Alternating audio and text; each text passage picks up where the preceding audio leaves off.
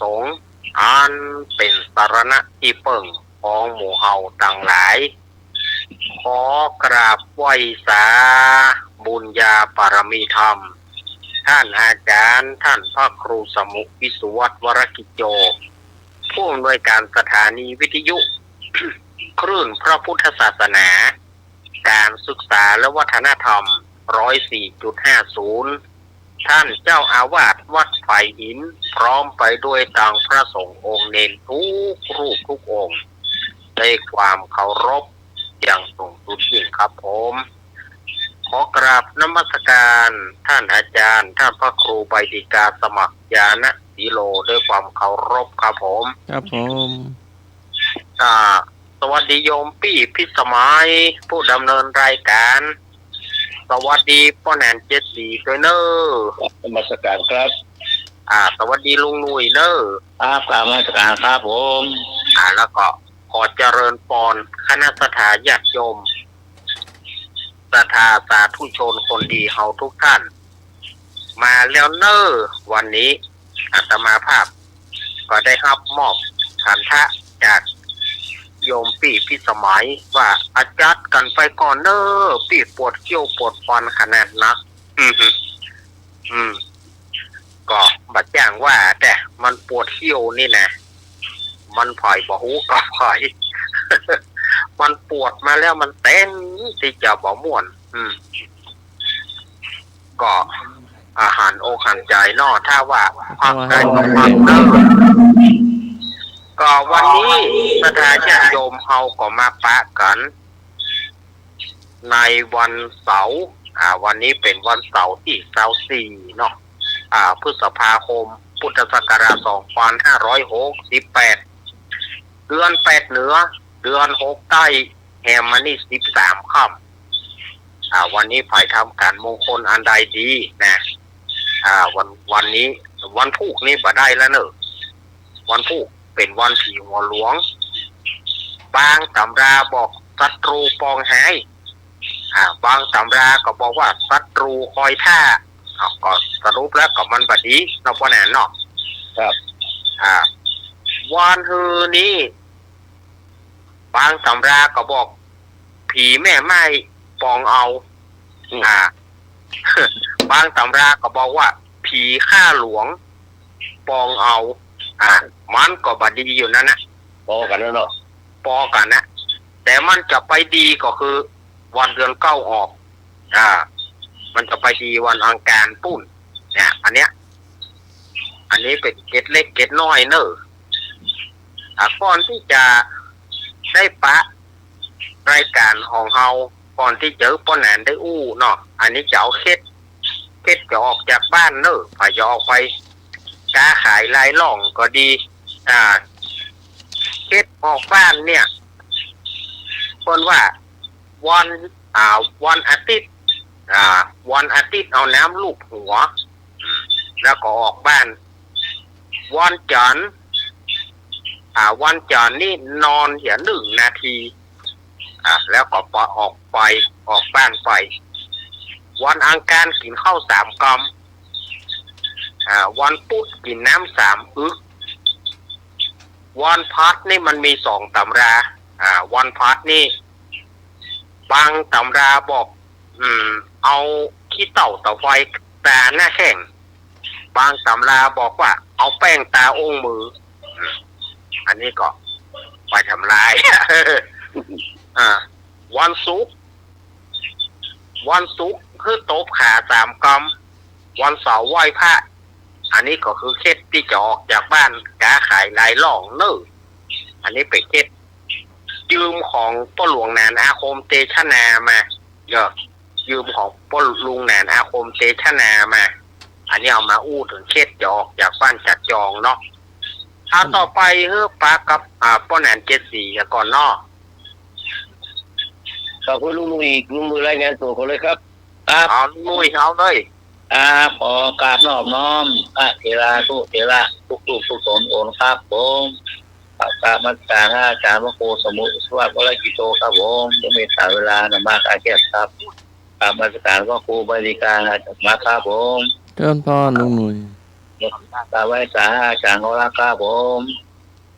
สวัสดีมินหา74ครับผมสวัสดีนะใครแก้วทุกท่านครับผมครับสวัสดีชีวิตสมัยนั้นนะครับครับนั่นแหละครับนี่มัวจะสมัครรายงานตัวก่อนโอ้ลืมโอ้ให้ดับเอาข้ามหมดแหละเดี๋ยวคนของคุมขึ้นเนาะ โอ้ไม่ใช่เกียร์บนเรือกรรม สมมาขอกราบน้อมน้อมแด่องค์สมเด็จพระสัมมาสัมพุทธเจ้าตลอดถึงพระอรหันต์พระสาวกผู้บรรลุธรรมตรัสรู้10 นิ้วขอกราบไหว้ความเคารพครูบาอาจารย์พระมหาเถรานุเถระด้วยความเคารพอย่างสูงตุตนมีหลวงพ่อพระครูสมุวิศววรกิจโจผู้อำนวยการสถานีพุทธศาสนาและวัฒนธรรมหลวงพ่อเจ้าวาดวัดฝายหินที่เมตตาอย่างสูงแล้วก็นมัสการอาจารย์เอาลักษ์ครับผมครับผมนมัสการครับครับเจริญพรลุงหนุ่ยตัวหนึ่งผมมาสารครับอาจารย์ครับเจ้าเจริญพรน้ำไม้พิษสมัยตอนนี้ก็พักอยู่เนาะแล้วก็ท่านผู้ฟังทางบ้านทุกคนขอเจริญพรเจอพ่อนานเลยเนอะพ่อนานตัวพ่อนาน17 สีเนาะนอบน้อมแด่พระพุทธผู้สูงล้ำพระธรรมอันสูงส่งพระสงฆ์ผู้ประเสริฐจึงบังเกิดครบเป็นพระรัตนตรัยกับไวสาเมตตาปรมีธรรมของท่านพระครูสมุวิสุวัฒน์วรกิจโจท่านเจ้าอาวาสวัดฝ่ายหินผู้อำนวยการสถานีคลื่น 104.50 เมกะเฮิรตซ์ไหว้สาท่านอาจารย์พระครูบดีกาสมัครยานศิโลนะครับเริ่มพรพระอาจารย์จัดสรรนมัสการท่านอาจารย์เน้นรักปัญโยนันท์ด้วยนะครับสวัสดีพ่อแหนนสวัสดีครับพี่พิสมัยที่ฟังอยู่ทางบ้านเนอะแล้วก็สวัสดีครับลุงหนุ่ยด้วยนะครับครับผมเลขานะครับครับก่อนที่เราจะไปทางด้านอื่นเนาะก็พี่น้องเขาได้มาขอเพลงสัก 2-3 เพลงในวันนี้มันต้องเอานักเนาะเพราะว่าเราจะมีเรื่องกู้หลายเรื่องโดยเฉพาะเรื่องของตู้พระนี่เนาะที่กำลังมาแรงมากๆนะครับไปเป็นคอกออฟเดอะทาววันนี้ก็ยังแบบแผ่วด้วยเนาะโดยเฉพาะเรื่องของนะครับอย่างที่เขาว่าเนี่ยนะครับอย่างที่เขาพูดกันนะครับมันมีมุมมองหลายมุมมองเดียวก็จะมาอู้กันแล้วก็จะร่วมถามปัญหาตัวเองนะครับนิมนต์ท่านอาจารย์เน้นรักได้ดำเนินรายการในช่วงนี้ที่ศรัทธาญาติโยมได้โทรเข้ามาขอเพลงกันผมก็ขอไว้เช่นเดียวกันนะเดี๋ยวอาจารย์สมัครก็จะเปิดนะครับเอาไปที่ท้ายกันแล้วกันนะครับศรัทธาญาติโยมเนอะอาจจะขอเพลงเนอะอาจจะขอเพลง0532260058ขอเพลงมาเนอร์ถ้าเพลงมีเดี๋ยวเปิ้ลอาจารย์สมัครจะจัดไปเนาะถ้าเพลงมีเนาะราชการเจ้านี่แหละยายพรยายพ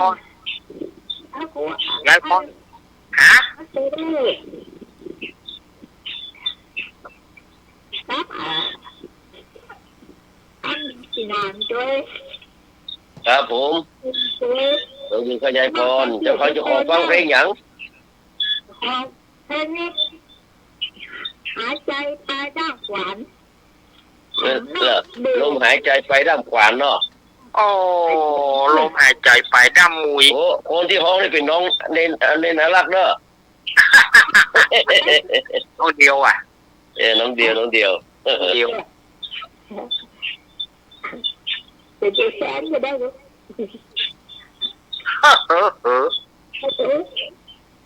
โอ้ยเจ้าเอาขอบคุณยายพรไม่แอนละครับก็ดูมันจะเท่าเข้าครับขอบคุณมาแถมยายพรได้เพลงละลมหายใจไปด้ามมุยอันนี้แต่แถมพรนะเนอะได้พรว่าได้ ขอฟังเพลงน้ำตาบ่อย น้ำตาหยัง น้ำตาบ่อย น้ำตาบ่อย น้ำตาสาว น้ำตาบ่อยบ่อย อ๋อน้ำตาบ่อย เจ้า พรชัยภูมิบัญชาเนาะ ครับพรชัยพรหมบัญชา โอ้ น้ำตาบ่อยอ๋อมาละสองเอาที่เพลงดีป้าแหนน เอาสักสี่สักแค่เพลงครับว่า 5 เพลงเนาะ เพลงแบบ เอามาแถมเนอร์053226 มาขอเพลงได้เนอร์ ฮัลโหล ขอฟังเพลงสามก๊กครับผม ครับผม เพลง ผ เพลง ม อย่างไรเอก เพลงสามก๊กสามกักเฟิร์นผมแดน อ๋อสามโคกเนาะครับสามกัด สาม โคกสามกัดครับผ เริ ม นทองแดน ครับ ละ สามโคก ไอ้3 เพลงละยัง2 สายอ้าว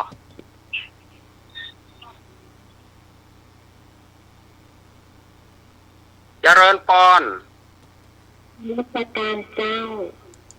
อ๋อ ครับผมไปก่อน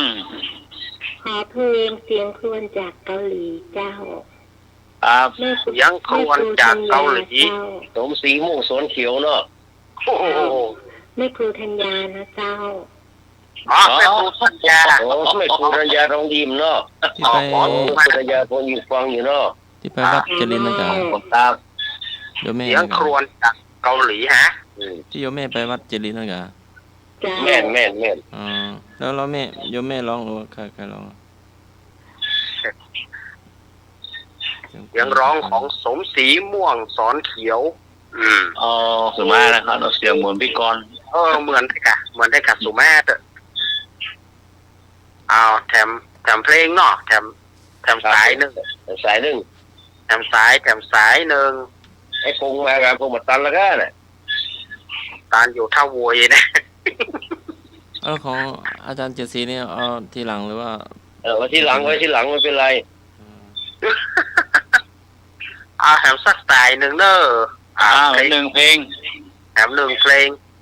053226 ครับหนึ่งเพลง 058แถม1 เพลงบาไดเนอร์นี่ก็ ก่อนมาให้พ่อห้อง แม่พรป่าเศร้าแม่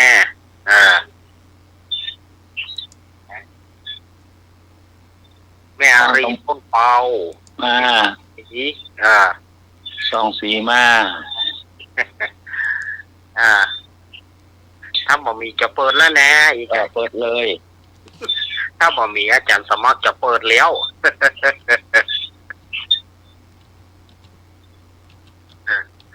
ถ้าจะ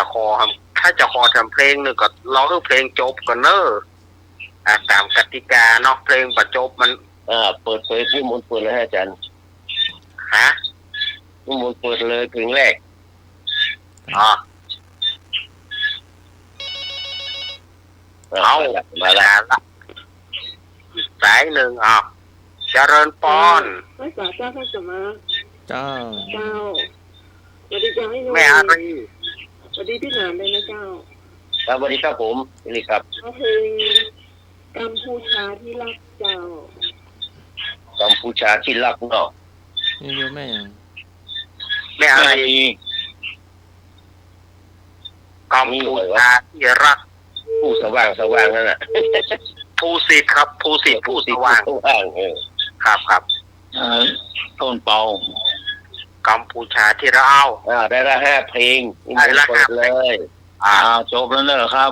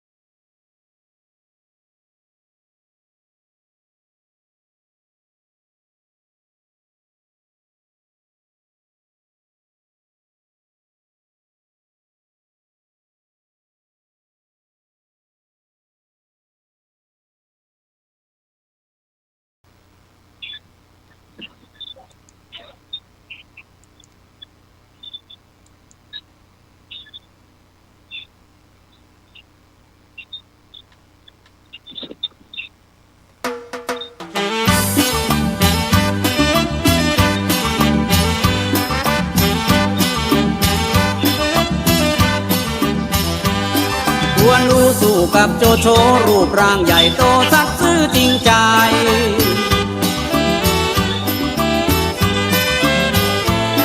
จับโจโฉได้ปล่อยไปจับแล้วปล่อยไปทำไมมันเรื่องอะไรถึงไม่ฆ่าฟันสามก๊กเป็นวรรณคดีเรื่องจริงอิงประวัติศาสตร์หลายเหลี่ยมมากเล่ห์หมื่นแสนเพทุบายหลายหลากกลยุทธ์ร้อยกุดกลอุบายชิงไหวชิงทริปซับซ้อนซ่อน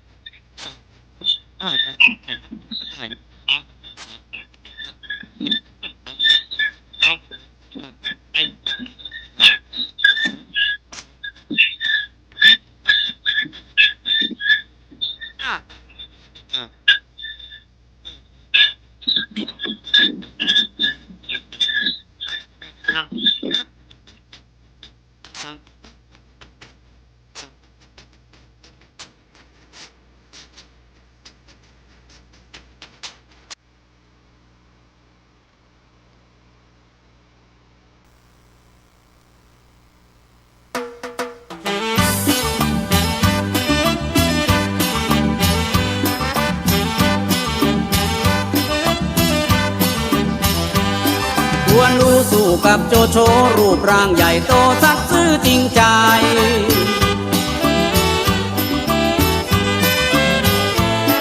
จับโจโฉได้ปล่อยไป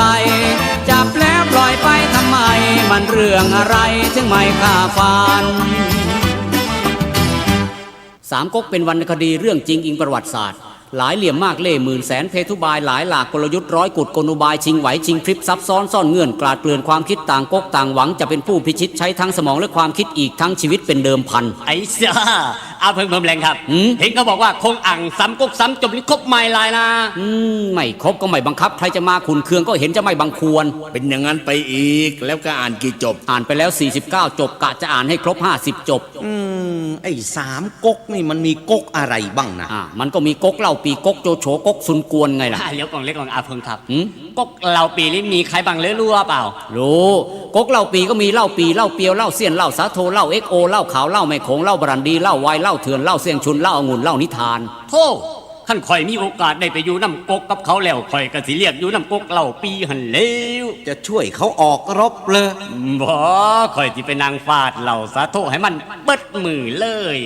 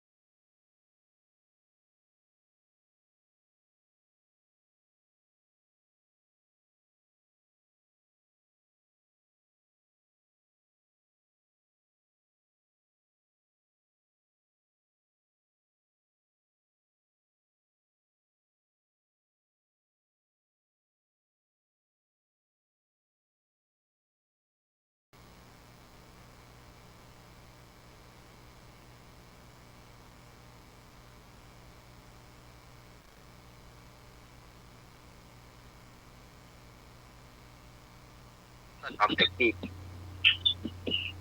รักแท้จากหนุ่มไทย เป็นจมินจะเอา เพลงหมดแล้วครับ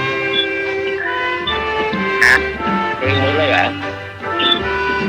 อ้างอยู่กันเมื่อกี้ นี่กี่เพลงแล้วเนี่ย พอดีว่าแวบไปส่งน้ำนะครับแวบไปส่งน้ำแล้วกัน อาจารย์สมบัติเพลงหมดหรือยัง ใกล้แล้ว ตอนนี้กี่เพลงเพลงผมไม่ต้องเปิดแล้วเพลงผมไม่ต้องเปิดแล้วเป็นเพลงสุดท้ายเลย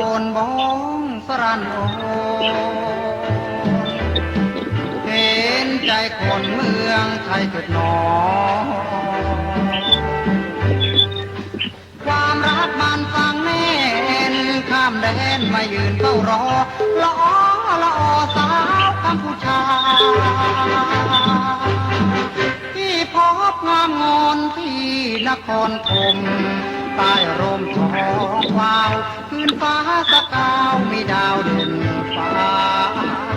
ที่หลงเสน่ห์สาวงามแห่งกัมพูชาจึงย้อนรอแรมกลับมาที่รักยามาแล้ว อย่างนี้พี่ขาวดีขอไว้สรันโอนแม้นไม่เจอคนที่พี่หวังหากไม่เจอควันอ่อนไม่ย้อนหวนคืนกลับหลังจะฝังร่างกายไว้ที่เขม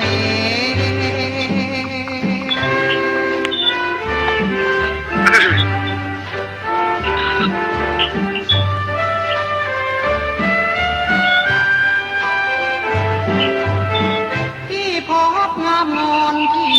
นครธมใต้ร่มทองว้าวคืนฟ้าสกาวมีดาวเด่นฟ้าที่หลงเสน่ห์สาวงามแห่งกัมพูชาจึงย้อนรอแรมกลับมาที่รักจาน้องจงยาชังบองสรันโอนบองสรันโอนแม้นไม่เจอคนที่พี่หวังหากไม่เจอควันอ่อนไม่ย้อนหวนคืนกลับหลังจะฝังร่างกายไว้ที่เขมรอยู่ไหนกันน้องอยู่ไหนกันน้องของสรันโอ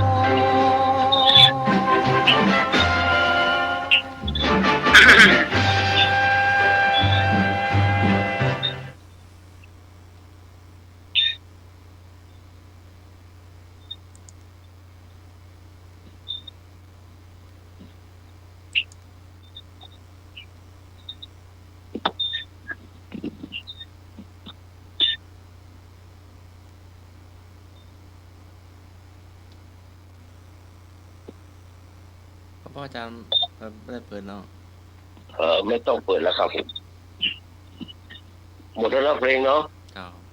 ไม่ค่อยฟังสักเท่าไหร่เพราะว่าผมไม่ค่อยชัดสวัสดีปีใหม่เถอะนะ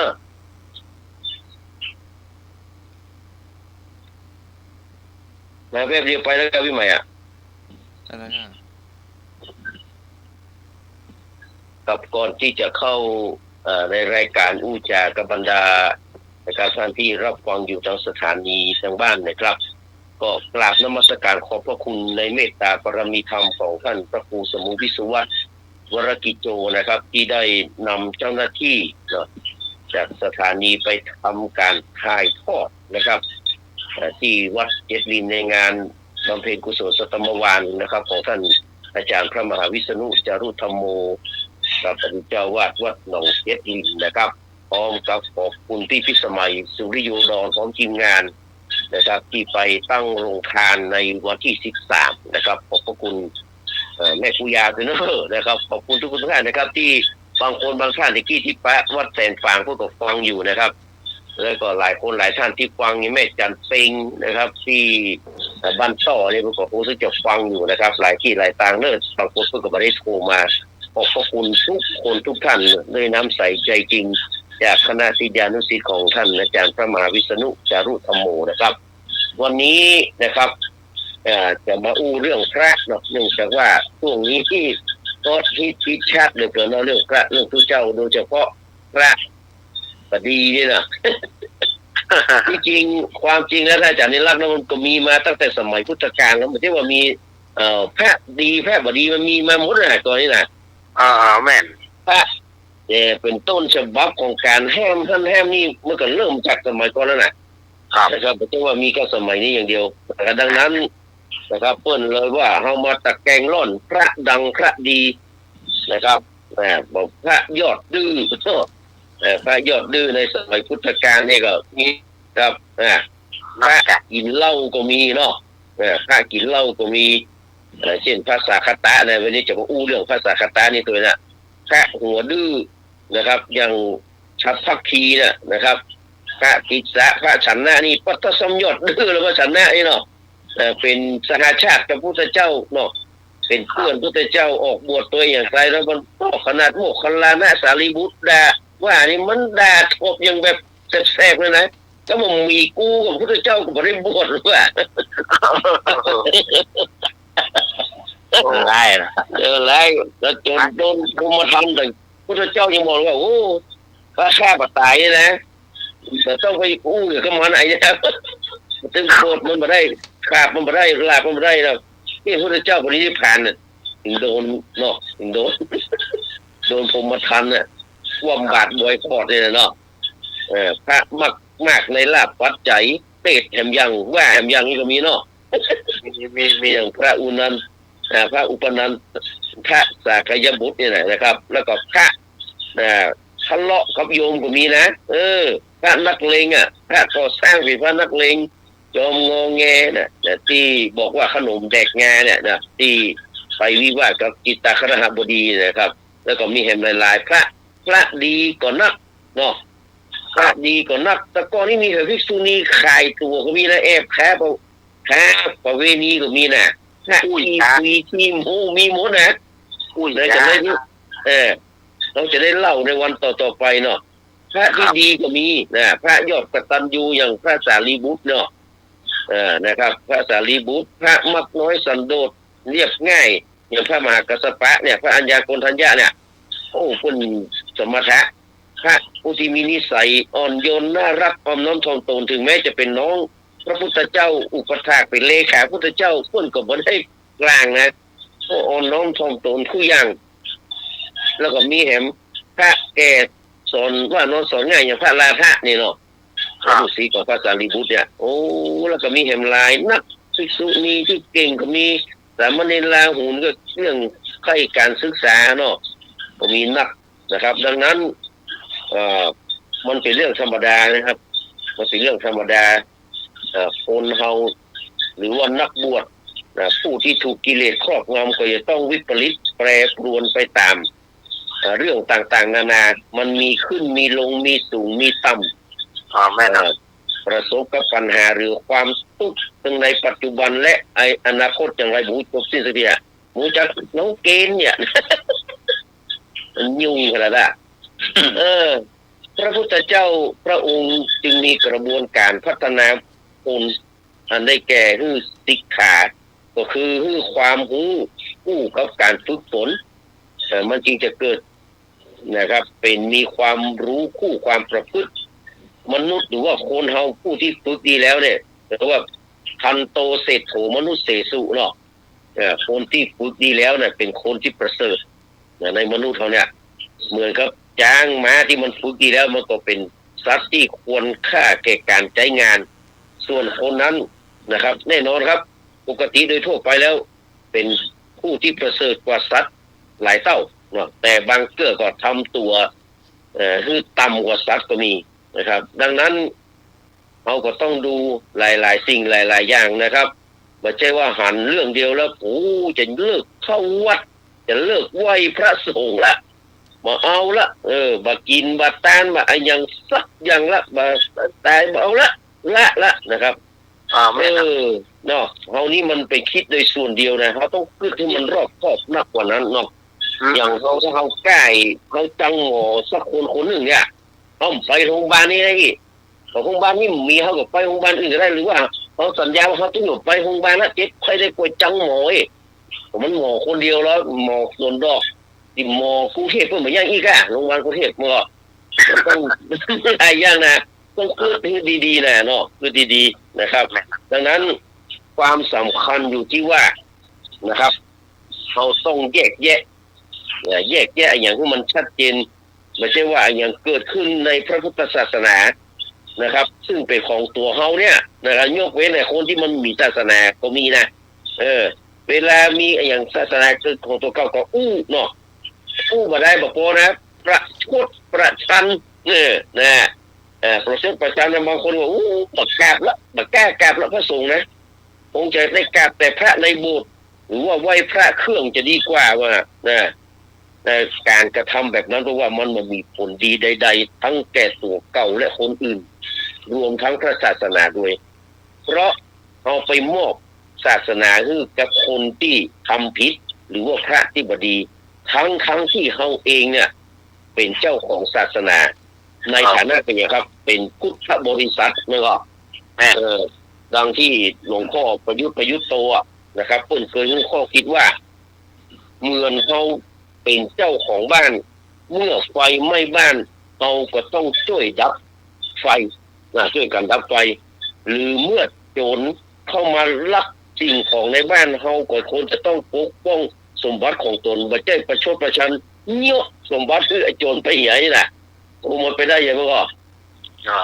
และในคณะเดียวกันก็ต้องตั้งอยู่ในความบ่ประมาทตั้งใจศึกษาปฏิบัติธรรมให้ดีๆเพื่อให้ถูกต้องและได้ประโยชน์และความสุขอันเกิดจากการมีพระศาสนาที่ประเสริฐเพราะพุทธเจ้ายังสูงสุดพระธรรมยังยอดเยี่ยมพระสงฆ์หรือพระอริยสงฆ์ยังเป็นบุคคลแบบอย่างให้เขาได้เป็นอย่างดีเขาจะไปฝั่งตีโพยตีพายอยู่นะเพราะนั้นเขาต้องมีเหตุมีผลมีปัญญารู้จักแยกแยะร่อนเอาเพชรพลอยที่มีค่าจากผืนแผ่นดินอันมากด้วยสิ่งต่างๆนะครับเหมือนที่เพื่อนบอกว่านะครับ2 คนโยนตามช่องคนหนึ่งมองเห็นโปรนตมคนหนึ่งตาแหลมคมเห็นดวงดาวร่างกล่าวกลายอันนี้ไม่ใช่ภาษิตของคนไทยนะฮะมันเป็นภาษิตที่เพิ่นแยกเพิ่นแกะออกมานะครับมาเป็นภาษาไทยโดยเจษฎาจารย์F. ดีแลซึ่งเป็นน่าจะเป็นชาวอังกฤษนะครับเพิ่นได้อันนี้ออกมาจากบทความของเพิ่นเนี่ยนะครับเพิ่นก็เลยมาเขียน2 คนโยนตามช่องนะครับคนมันเหมือนกันล่ะพ่อเหมือนกันแต่ว่าหันมาเหมือนกันนะครับลุงนุยไปหันใส่ลาบเนี่ยครับพี่นาเชสตีไปพอใส่น้ำพริกเนี่ยมันเหมือนกันหรอกเนาะดังนั้นก็วันนี้เขาก็เลยเพิ่นยกตัวอย่างพระที่บดีมาเขาจะยกตัวอย่างมันมีคนว่ามีพระสาคตะเนี่ยท่านอาจารย์ได้รับรู้จักพระสาคตะก่อนอันนี้บอกเคยได้ยินนะเนี่ยอันนี้เป็นต้นเหตุอย่างบางสิ่งบางอย่างเลยอาจารย์สมมารู้จักกับพระสาคตะอยู่วัดไหนพระสาคตะนี่แหละนะครับที่ผมจะขอเพลงที่ผมขอไว้ดื่มเหล้าเผากลุ่มเนี่ยดื่มเหล้าเผากลุ่มนี่ส่วนที่สมมากเนาะเสรีศรีสุราษฎร์นะครับหรือว่าเสรีนักดุกเนี่ยเป็นคนแต่งแล้วก็ดื่มเพื่อลืมเธอที่ของเพลงที่นะดื่มเพื่อลืมเธอของสอนเพชรสอนสุพรรณฟ้องการคำแห่งแต่งนะครับเพื่อที่จะเอามาให้มันเข้ากับเรื่องที่จะเล่าเนี่ยเรื่องที่จะเล่าแล้วก็จะมาถามปัญหากันเนี่ยนะครับเอามาดูพระสาคตะดื่มเหล้าเนี่ยคุณยกตัวอย่างมาพระสาคตะเขาบอกให้พอว่าสาคตะนี่มันเป็นใคร แต่พุ่นเอาลูกเกิดมาคนนะยกตัวอย่างมาอาจารย์นั่นเลขก็ยกตัวอย่างมาท่านเจ้าคุณพระเทพรัตนายกก็ยกตัวอย่างมาว่าในอดีตก็มีนะอย่างข้อสักกะตะก็กินเหล้านะอย่าอ้าวก็กินเหล้ามาแล้วถ้าสักกะตะมันเป็นไผ่นะครับเขาก็เลยไปโค้นดูว่าพระสักกะตะมันเป็นใจเป็นไผ่แต่พระสักกะตะนี่ต้นหายฝ่ายดีนะครับต้นหายฝ่ายดีนะเดี๋ยวฟังเนาะชาติตระกูลของพวกนี้เกิดในตระกูลพราหมณ์ในพระนครสาวัตถีนะครับมารดาตั้งชื่อว่าสาคตมานพในเมืองสาวัตถีนี่เป็นเมืองสุดท้ายนะครับ ที่ไอสุรพรามนะอาจารย์นี่เราเคยเล่าไว้เนี่ยคำว่าเล่านี่มาจากคำว่าสุรเมื่อพานสุรกับดาบสวารุณะนะครับที่ไปแกเหล้าเนี่ยที่จริงไปตักตอนนั้นจะเอาเหล้าจากที่โพรงไม้มันก็โพรงไม้ที่มันใหญ่ๆแกใหญ่ๆเต้าถังอันนั้นไอ้โพรงมันเต้ากับตุ่มเนี่ยก็ถังเนี่ยผลไม้อย่างต่างๆก็ตกลงไปแบบไอ้อย่างก็หน่วยพริกไทยป้องกาเข้าอย่างที่เข้าสาลีที่นกกินพวกการเอาไปก้อหมดตกลงไปแล้วก็ผลไม้หลักไม้ต่างๆมาขามป้องมาแน่เนี่ยตกลงไปศูนย์แอนกันเนี่ยนะครับนกเข้าไปกินเนี่ยบินเข้าไปกินเข้าเป็นเมาซัดเมาซัดเมาเซเนาะเขาลงมาเป็นว่าอะไรสุราพานเนี่ยกะมันเข้าไปหันใจนกนี่มันกินน้ำเนี่ยมันเป็นจะได้วะถ้าว่าน้ำมีพิษมันก็ต้องตายแต่นี่มันกินแล้วมันสักกรรมมันก็ลุกบินไปได้กับบินมามันก็เลยถ้าอยากลงไปจิ้มห้องปรากฏว่าพวกถ้ากินแล้วก็เมาเหมือนกันกินแล้วก็เมาซัดเมาเซเหมือนกันนะครับมันก็เลยตักใส่กระบอกไปนะจำได้ก็กินนั่นแหละกินไปกินมาก็หันนกกินมามีโต๊ะมันก็เอานกปิ้งกินข้าวแกงกับเหล้านั่นน่ะแล้วก็ตักใส่อันบอกไม้น่ะบอกไว้สร้างเลยเนาะนะครับเอาไปแบ่งให้กับวรุณะดาบสที่ปฏิบัติธรรมอยู่ใกล้ๆน่ะก็ต้องกินกันแล้วเมากันบึ้งเลยจวนกันว่าเขาได้อาชีพใหม่เลยเว้ยเอาตักเหล้านี่ไปถวายพระราชาตอนแรกอยู่ในเมืองพาราณสีบุญพระเจ้ากรมทัพอยู่เมืองพาราณสีได้กินเหล้าที่มือเขาตักมาโอ้ต้องมันมีจะได้กินไปเอามาเชี่ยงก็เต้าพระราชาก็ติดเหล้าเจ้าประชาราชก็ติดเหล้ากันงอมเงมมาเป็นอันยากกินยากการอย่างสักอย่างกินเหล้าอย่างเดียวจนที่สุดไอ้สองตัวว่าเขามาแบ่งสูตรเองดีกว่าไม่ต้องไปตักเอาเหล้าที่ต้นไม้นะมันไกลเสียเวลามันก็เลยมาปรุงสูตรเองอ่ะเหล้าแต่ก่อนเพิ่นเมาตั้งแต่อันน่ะแต่ไอ้นี่สองตัวนี่มันแบ่งสูตรใหม่ปั๊บต้องนักแล้วเก่าจนเมืองพาราณสีเนี่ยล้างไปหมดอ่ะมันมีภัยที่เป็นคนดีมีกระชิ้นเหล้าเมายาหมดยกเก้าอี้ก็มาแปะนะไอ้พวกนั้นยกเก้าอี้แปะกินเหล้าบ้านเฮานี่ยกเก้าอี้แปะน่ะนี่รักเนาะอันนู้นหน่วยก็คิดแล้วว่าเขานี่มันเต้นเจ้าคุณมายกล้อมันเต้นผู้ว่าราชการจังหวัดมายกล้อเนาะเก้าอี้น่ะมันมาใจเฮือนกำนันสอทออย่ามายกเก้าอี้หรอกมันเฮ้ยคิดเหล้าเรายกอ่ะเนาะแต่ไอ้คิดเหล้าที่สาราณสีที่ไอ้สองตัวนี้ไปขายด้วยนะมันมีลูกอย่างเดียวละจนกลายเป็นเมืองล้างอ่ะมันว่าเมืองนี้มันได้แทกเลือดแล้วเฮ้ยเพราะว่ามันมีปัญญาจะซื้อเหล้าเขาละถึงพระราชาก็บ่มีละกินเหล้าติดเหล้าเมายากันตอนนั้นปัดปื้อก็เลยย้ายไปที่เมืองสาวัตถีอ่ะที่พระเจ้าสัพพสามิตรอ่ะพระเจ้าสัพพมิตรนี่นะเพื่อนก็เลยตีมันก็ถูกใจก็เลยสั่งไอ้นี่เขาแต่งเหล้ามานักไอ้นี่เขาก็เลยไปซื้อถังนะครับซื้อถังไม้โอ๊กอะไรอย่างเงี้ยเอามาสัก500อันแล้วก็ฝึกแมว500ตัวเป็นคนเฝ้าเพราะว่าหัวหนูจะมาคบถังนั่นนะ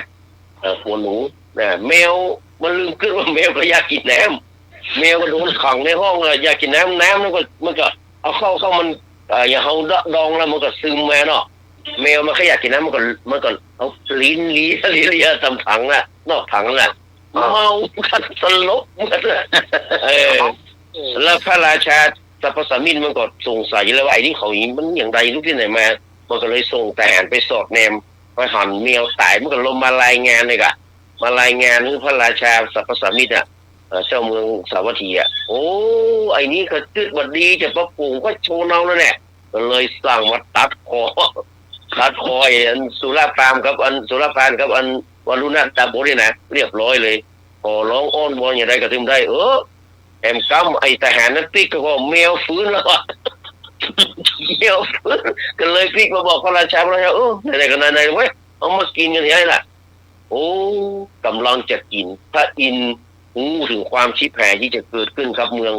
สาวัตถีก็เลยลงมาแห้มเนี่ยเอาถังเหตุแกนเอาอย่างกองอะไรอันถังบาดอย่างที่ใส่นั่นแหละใส่น้ำเล่าเลยนะว่ามาลงมากินแล้วมันจะชิบหายไว้ปองกินเลยก็ยากกินเลยโอ้พระราชาก็กลัวเลยก็เลยตั้งนั่นมาก็เลยบอกกินเหล้าปลาสองตัวนี้ก็ตายฟรีที่ยุดโยงของผู้ค้าเหล้าเนี่ยนะก็มันเป็นยาเสพติดแล้วหมดดีเนาะมาอู้ถึงพระสุขตายนะพระสาคตายนะเพิ่นอยู่ในพระนครสาวัตถีมารดาหรือว่าแม่นี่ตั้งชื่อว่าสาคตมานพเมื่ออายุนักละเจริญวัยละได้ไปฟังพระธรรมเทศนาในสำนักของพระศาสดาเกิดศรัทธาเลื่อมใสในพระพุทธศาสนาจึงได้ขอออกบรรพชาอุปสมบทหรือเพศบรรพชิตยังสมาบัติ8ประการที่บังเกิดขึ้นมีความชำนิชำนาญในองค์ฌานนั้นต่อมาสมเด็จพระสัมมาสัมพุทธเจ้าพระบรมศาสดาได้เสด็จจาริกไปตามชนบทบรรลุถึงภัทวติกาคามในพระนครโกสัมพีพระองค์ได้ประทับอยู่ในบ้านนั้นท่านพระสากตะก็ได้โดยเสด็จไปแล้วก็มีโอกาสนะครับไปทรมานนาคที่ชื่อว่าอัมพติถะนาคเนาะตำนานพูดกล่าวว่าที่พาอัมพะที่พาอัมพะในเมืองที่พาอัมพะนี่นะมีพญานาคที่มีฤทธิ์เดชกล้าชื่อว่าอัมพติถนาคนะครับติถะก็คือท่าเนี่ยนะครับท่าอัมพะท่านสุกตเถระก็ได้แสดงฤทธิ์ได้ทรมานพญานาคนั้นเสื่อมฤทธิ์เดชแล้วก็ปิกไปยังสำนักพระบรมศาสดาที่ภัทวติกาคามเมื่อพระพุทธเจ้าเสด็จไปประทับอยู่ในบ้านนั้นตามสมควรแก่พุทธอัตยาศัยแล้วชาวบ้านก็ได้ทำการต้อนรับเสด็จพระองค์ตามสมควรชาวบ้านดีอกดีใจจัดเตรียมสุราแดงถวายพระสาคตะชาวบ้านเมื่อได้ทราบว่าพระผู้เป็นเจ้าสาคตะเนี่ยได้สู้กับพญานาคอัมพะจนมีชัยชนะพากันมีไปติยินดีปลื้มอกปลื้มใจดีอกดีใจมีความประสงค์ว่าจะหาของดีที่เป็นที่พอใจมาถวายพระเถระก็เลยเข้าไปหาท่านพระสาคตะไว้แล้วก็ยืนอยู่ที่สมควรแห่งหนึ่งก็เลยถามว่า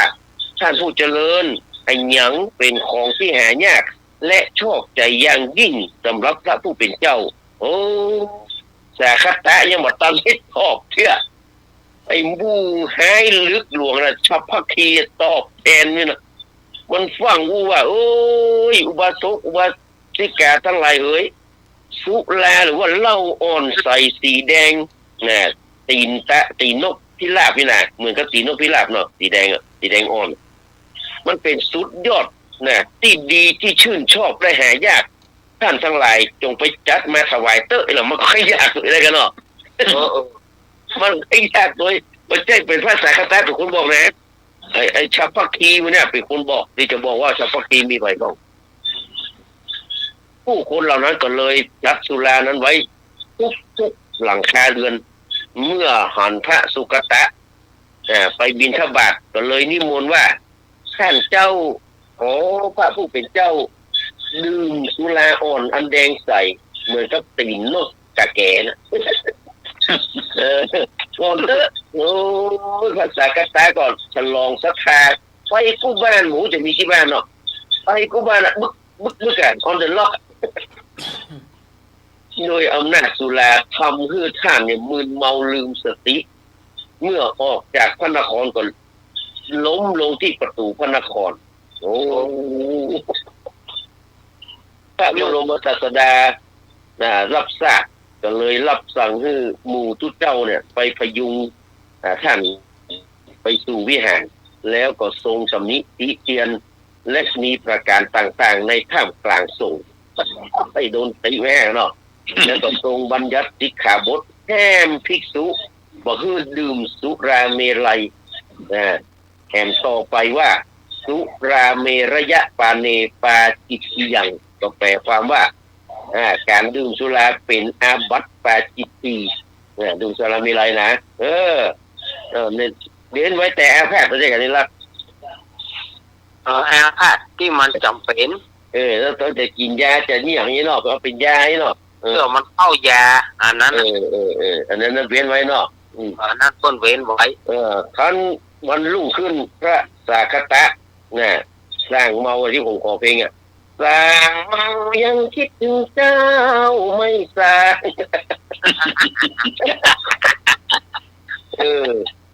สาคตะสร้างเมาแล้วก็ได้สติแล้วก็กราบทูลขอขมาคือพระบรมศาสดาทรงยกโทษแล้ว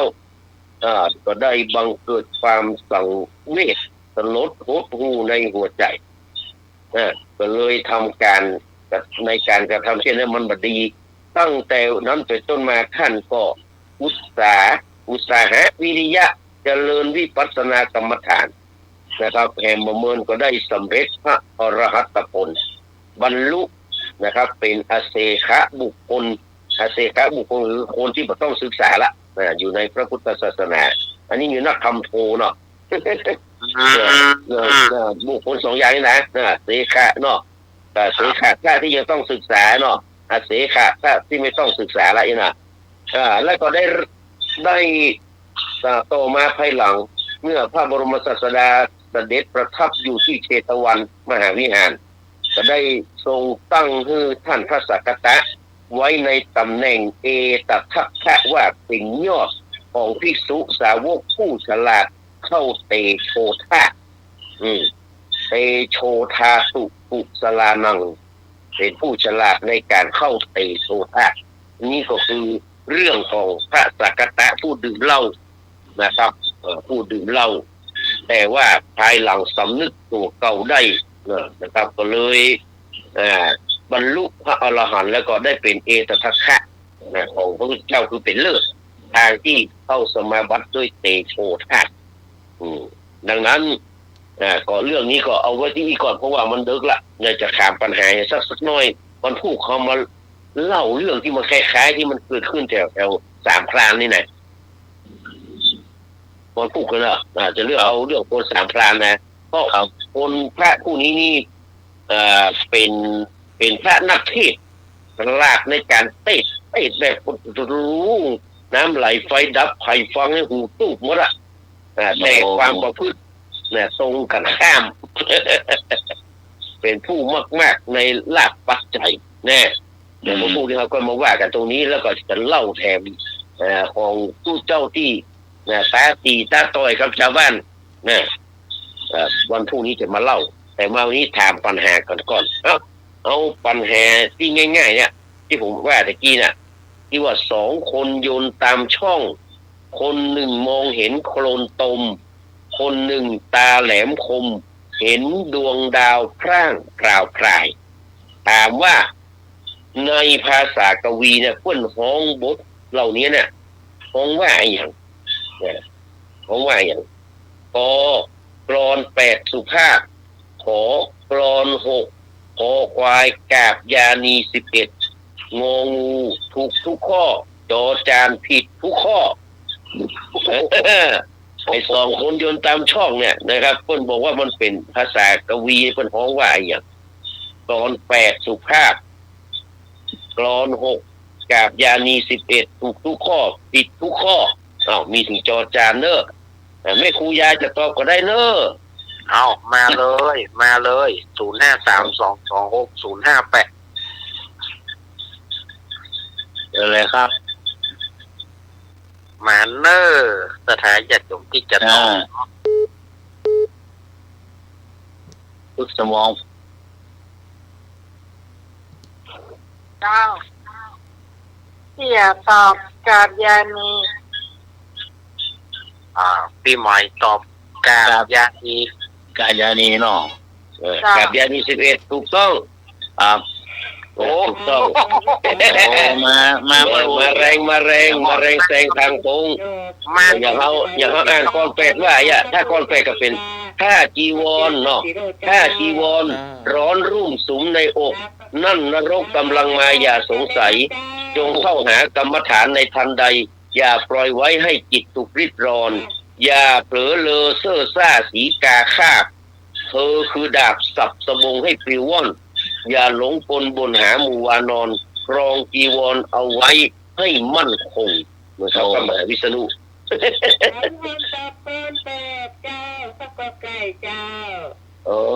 พิ่นตอบถูกแล้วเป็นคนจ้ะเป็นกาบยานี11นะครับกาบยานี11เด้อเดี๋ยวข้อนี้เป็นข้ออนุโลมไว้ก่อน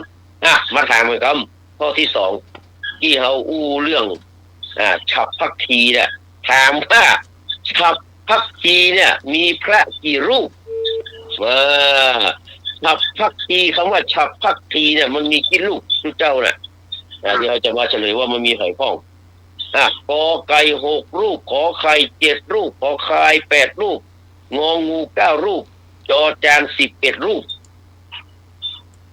เอาฉับพักทีมีกี่รูปกอ6ขอ7ขอ8งอ9จอ11โอ้อาจารย์สมมติจะตอบกันได้ด้วย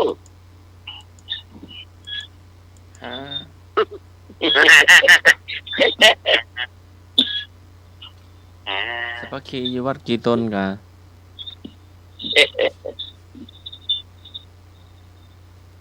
สัพพคีอยู่วัดกี่ตนกันเลยครับ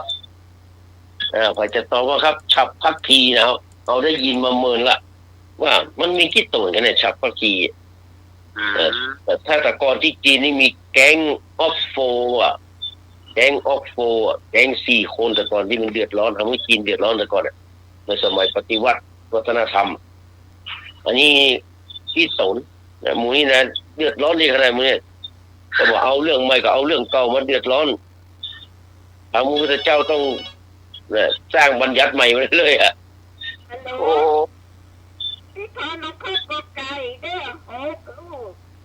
อ้เก่งเป็นคนเก่งเอาไว้6รูปครั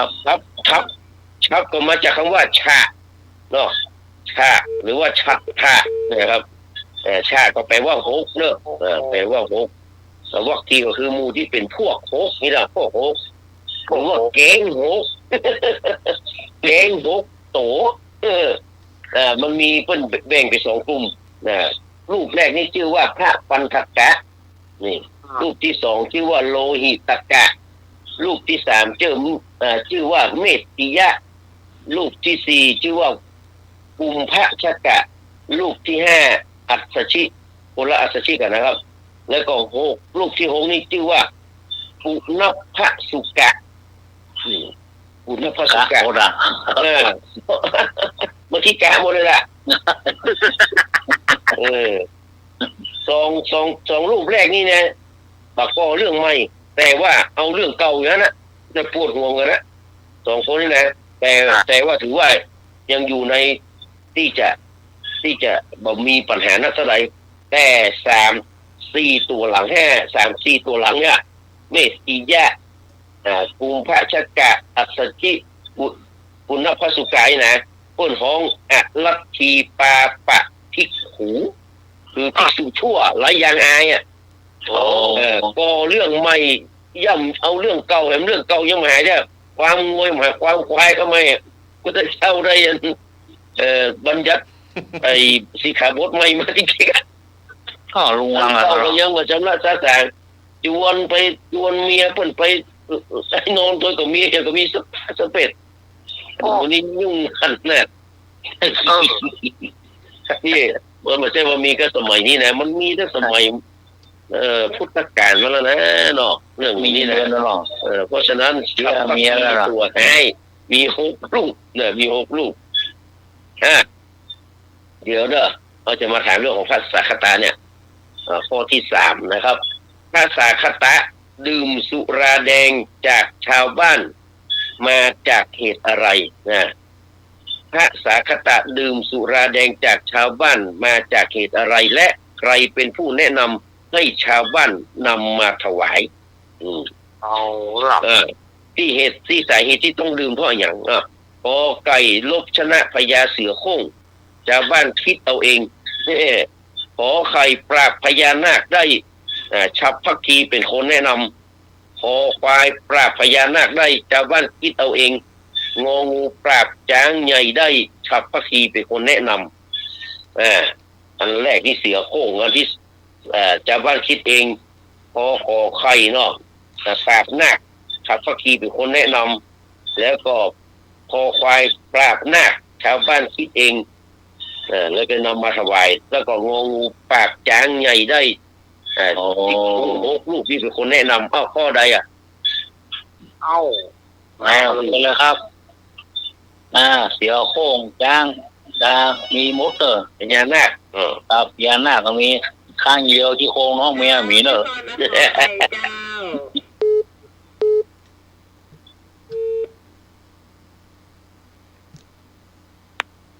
ฮัลโหลเดี๋ยวมากันดูขอใครเจ้าขอใครถูกต้องอันนี้ก็ปราบพญานาคได้ฉับพักคีเป็นคนแนะนำมันต้องอวดเลยนะมาโดน2 ข้อเลยมันก็เป็นคนแนะนำนั่นแหละข้อรองสุดท้ายละพระสุขตะได้เอตทัคคะคือเป็นเลิศในด้านใดเอาล่ะพระสุขตะได้เป็นเอตทัคคะคือเป็นเลิศในด้านใดกอไก่ผู้ฉลาดเข้าปฐวีธาตุขอไข่ผู้ฉลาดเข้าอาโปธาตุขอควายผู้ฉลาดเข้าวายโยธาตุงองูผู้ฉลาดเข้าเตโชธาตุฉลาดแบบไหนปฐวีอาโปเตโชตอบงองูเจ้า งองูต่อไปใครเป็นต้นบัญญัติแห่งการห้ามภิกษุดื่มสุราใครเป็นต้นบัญญัติห้ามภิกษุดื่มสุรากอไก่ฉันนะขอไข่เทวทัตงองูฉับพักคีงองูฉับพักคีงองูคอควายฉับพักคีงองูอัศชิจอจานสุขตะฉันนะเทวทัตฉับพักคีอัศชิสุขตะใครเป็นต้นบัญญัติที่พระพุทธเจ้าห้ามภิกษุดื่มสุรา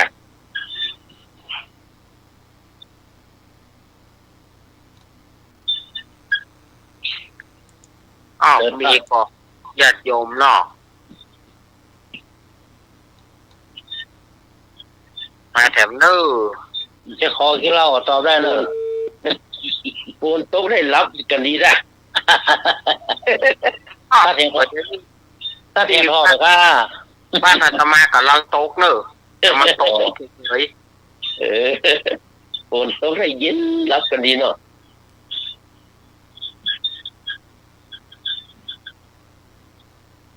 ขอเปิดหัวก่อนเจอเลยครับ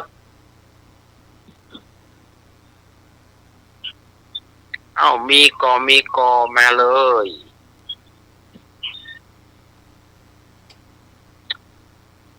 ไอ้ห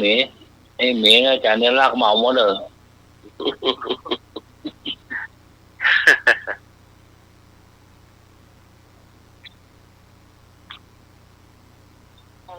กำลังสับสนครับ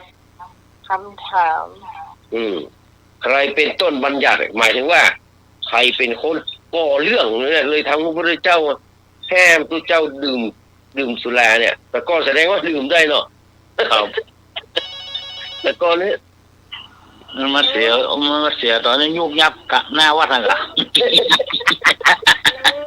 ยุบหน้าวัดครับบอก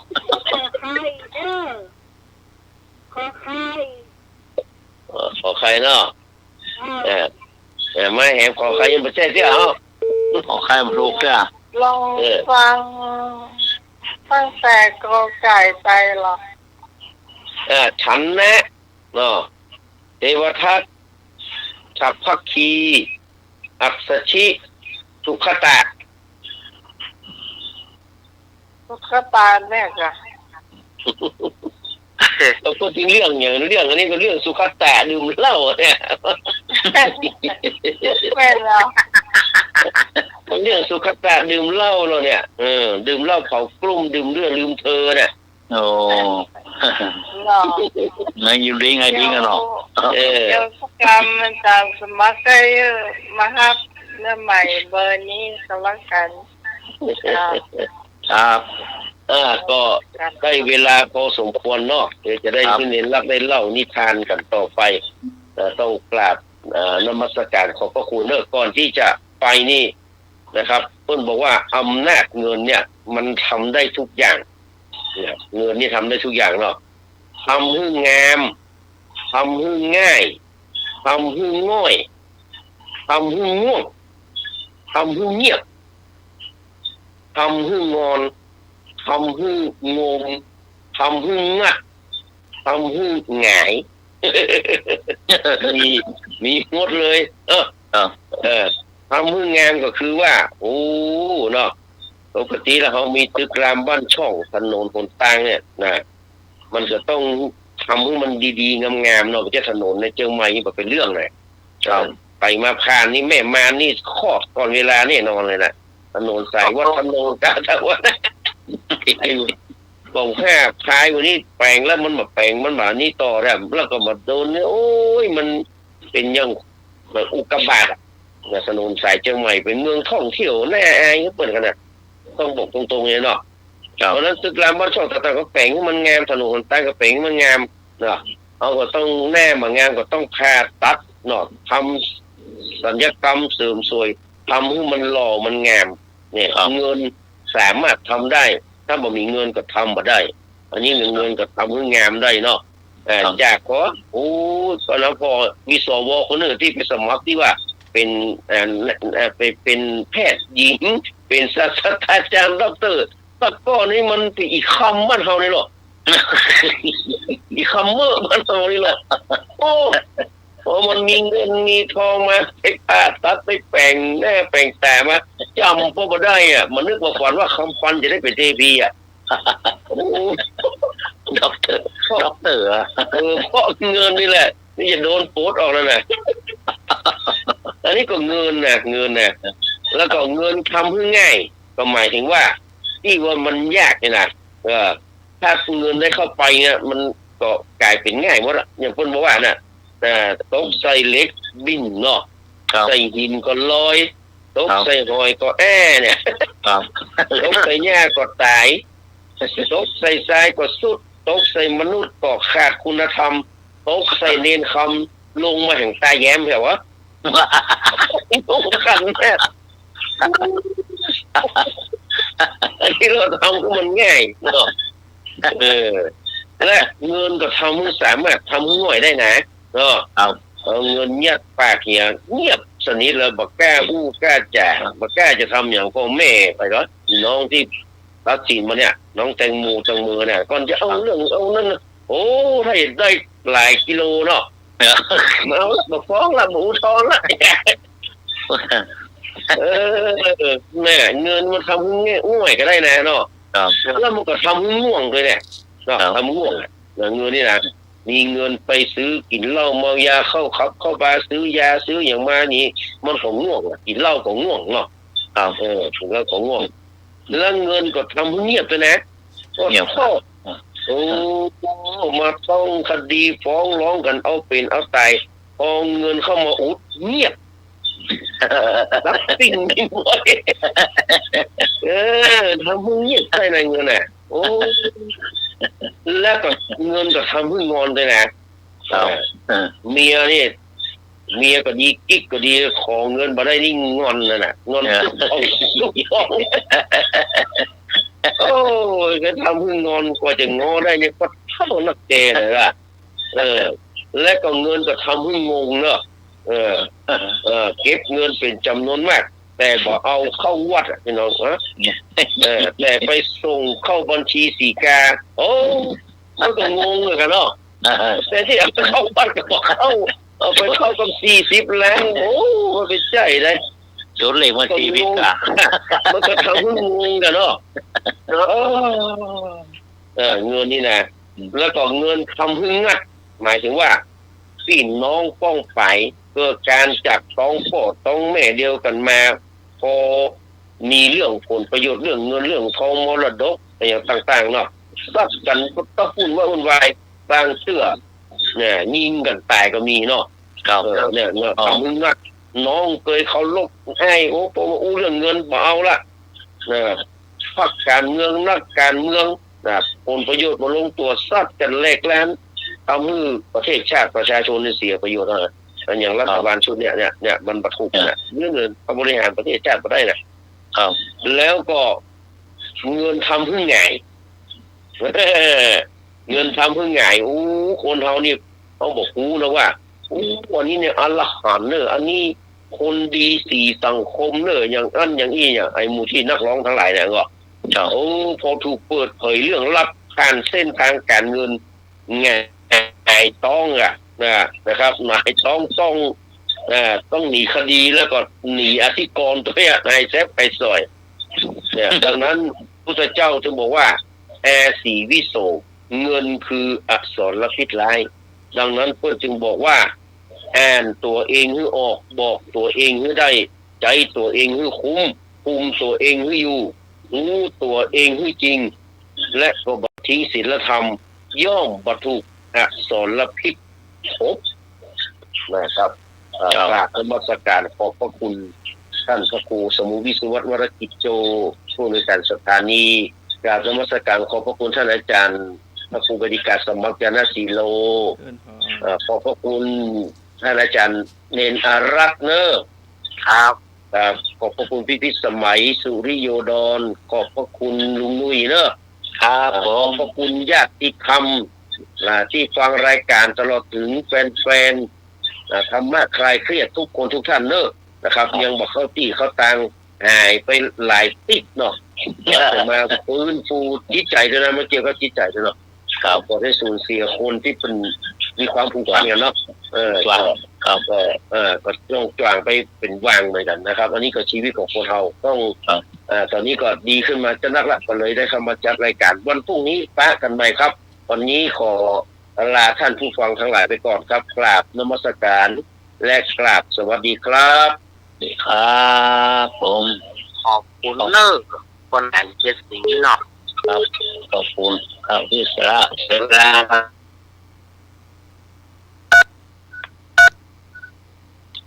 ครับโดยมาความพื้นมันไงหูมดเนาะนั่นน่ะครับผม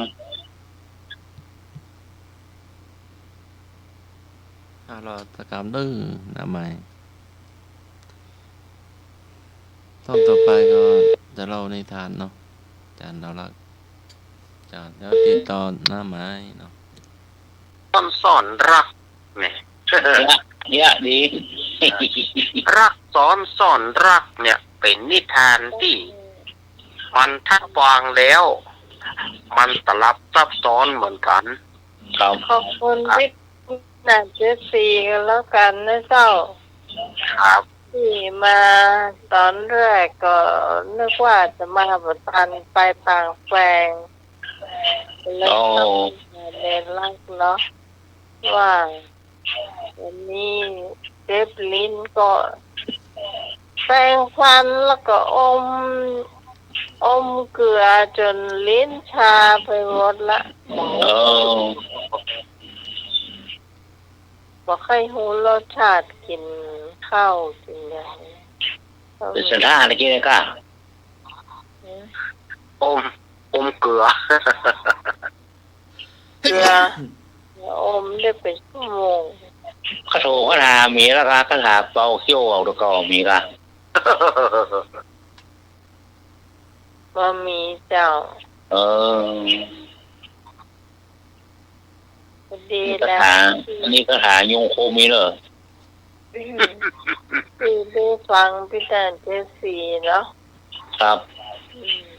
โอ้เหมาะสุดยอดโอ้ทุกเจ้ายกให้ก็คือผู้ต่างเนาะ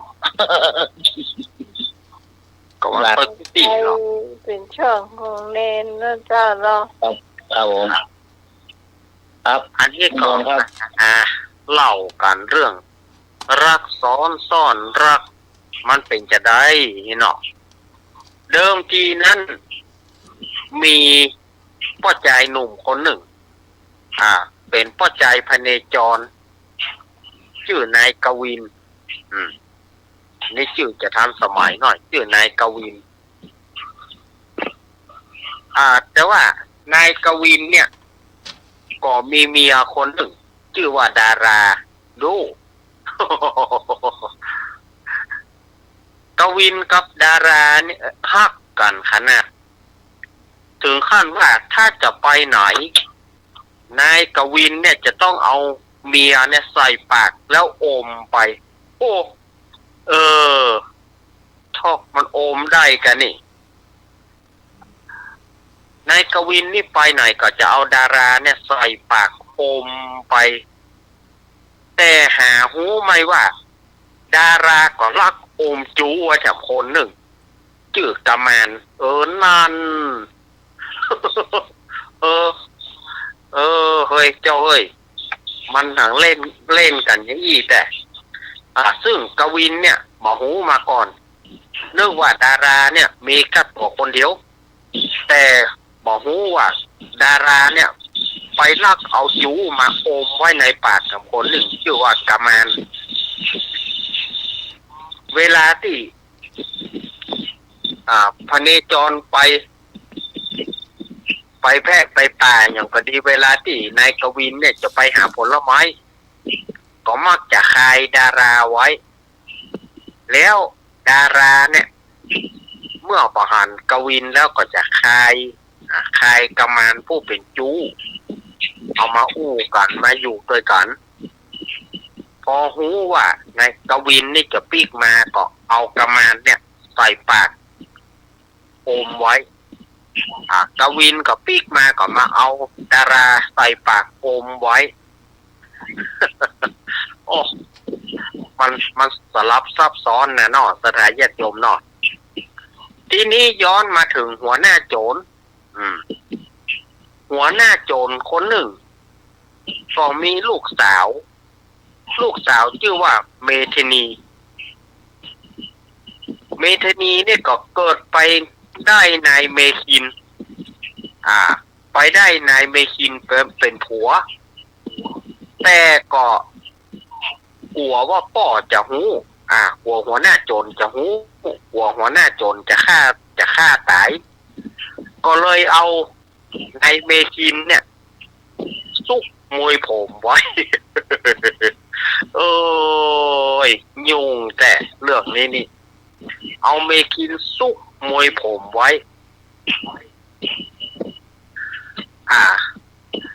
วันหนึ่งนายกวินนี่ก็ได้ไปปะใส่หัวหน้าโจรหัวหน้าโจรก็ต้อนรับขับสู้เป็นอย่างดี แล้วก็บอกว่าแล้วก็บอกเฮ้อ เมธนีผู้เป็นลูกเนี่ยบอกว่าเมธนีจัดขันเข้ามา6 ขันโอ้ป่อเฮามีกันแต่เอี้ยนะนี่อย่างถึงต้องจัดขันเข้า6 ขันเจ้าไปจัดตามที่ป่อบอกกันแล้วกันว่าต้องถามอย่างทั้งสิ้นว่าแล้วก็เมธนีผู้เป็นลูกสาวหัวหน้าโจรนั่นก็ไปจัดขันเข้ามา6 ขันจัดกัวเข้าเนี่ยนะขันเข้าเนี่ยมา6 ขันเรียบร้อยแล้วก็หัวหน้าโจรก็ชักชวนให้นายกวินเนี่ยบอกว่าโอ้กวินเฮาดีใจที่ได้เปื่อนใหม่มากินข้าวก่อนแต่บอกว่านายกวินเนี่ยมันกินข้าวบ่ได้เพราะว่ากลัวจะไปคบใส่เมีย กลัวจะไปคบใส่เมียเรื่องมัน ก็อ้ำอึ้ง อยู่เนี่ยอย่างเราเปื้อนจังเฮาแกเปื้อนจังเฮาแกเฮาเป็นหัวหน้าโจรมันบ่สมควรที่จะมาคบกับเปื้อนแกอันปัจจัยเนี่ยอันนะหัวหน้าโจรปัจจัยอันนะเปื้อนเฮาเนี่ยบ่ได้รังเกียจเปื้อนแล้วยังบ่กินกินแหละเข้าก็มีของกินก็มีปลาโลปลาเตยยังกินแหละกวินก็หัวหน้าโจรเปิ้นหูแล้วนี่ก็เลยบอกว่าเจ้าลำบากแม่ก็กวินเจ้าลำบากตรงที่ว่าเจ้าโอมเมียไว้ในปากอุ้ยเปื้อนเฮาหูได้อย่างไร ขายเมียของเจ้าออกมาขายเมียเจ้าออกมานายกวินนี่ก็เลยได้ขายเมียออกมาเมื่อขายเมียออกมาก็เชิญชวนให้กินข้าวนายกวินได้กินข้าวละแต่ดาราก็จะกินข้าวก็กลัวไปคบใส่จู้เพราะเอาจู้ใส่ปากไว้หัวหน้าโจรก็เลยบอกว่าดารากินข้าวแหละของกินมีปลาเลิกปลาเตยยังกินแหละจะได้รังเกียจคะของกินบะลำคะลำท่านหัวหน้าโจรลำนั่นนะแต่มันมีขั้นอย่างหนึ่งมันบอกมาได้นี่อย่างเจ้าบอกมาได้เฮาหูละเจ้าเนี่ยมีผัวซ่อนไว้กับคนหนึ่งขายจูของเจ้าออกมาเมื่อขายจูกวินซึ่งหานยากับโปโทอีดาลากูฮักมึงขนาดไหนถึงขั้นว่าไปไหนเอาใส่ปากอมไว้มึงน่ะไปอมจูแถมงามหน้าละมึงเฮ้ยทะเลาะกันบ้านหัวหน้าโจรมันจะปิ้นทีนี้ก็หัวหน้าโจรก็เลยบอกว่าเมธานีทีนี้เป็นคิวของเจ้าละเอาผัวของเจ้าออกจากผมเดี๋ยวนี้ถ้าบ้านข้าจะตัดคอมันเมธานีนั่นจำเป็นที่จะต้องเอาเมคินออกจากมวยผมหัวหน้าโจรก็เลยบอกว่าเมธานีเจ้าเนี่ยบ่ฮักป่อเลยจะเอาไผที่ไหน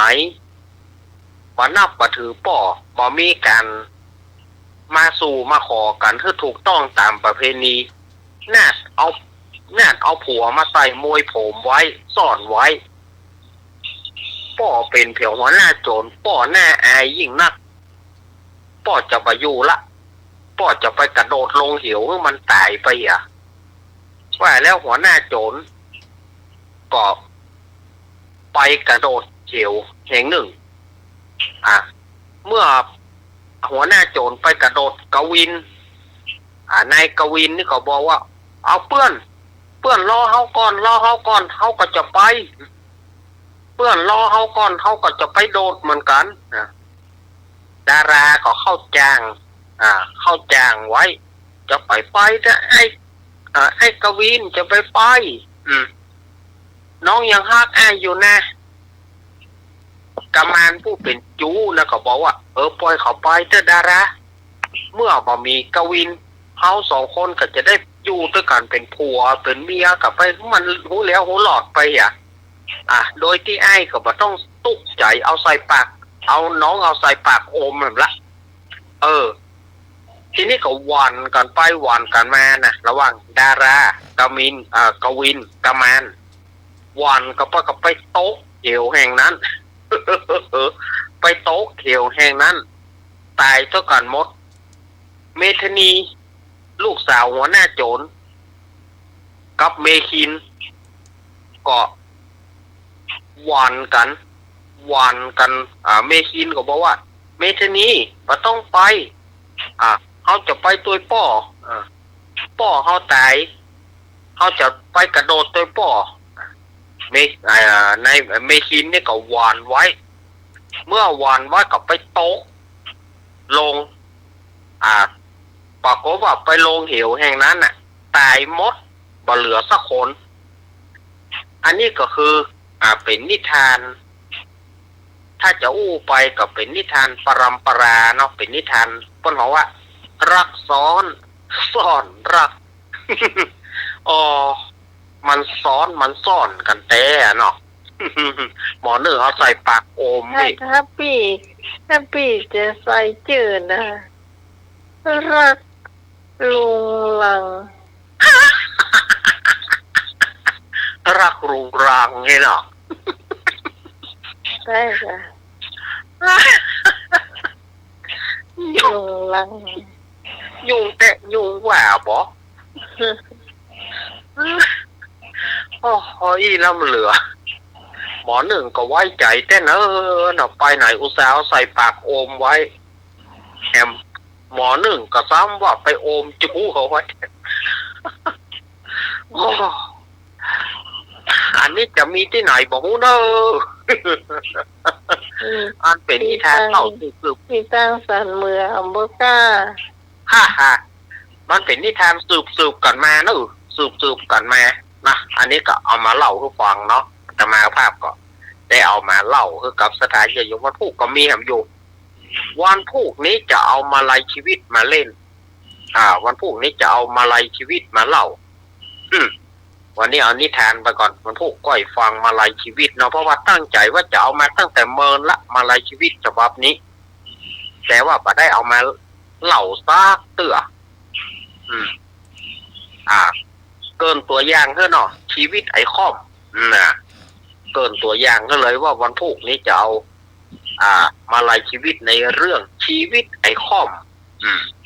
ต้องฟังอันนี้เอาฉายตัวอย่างก่อน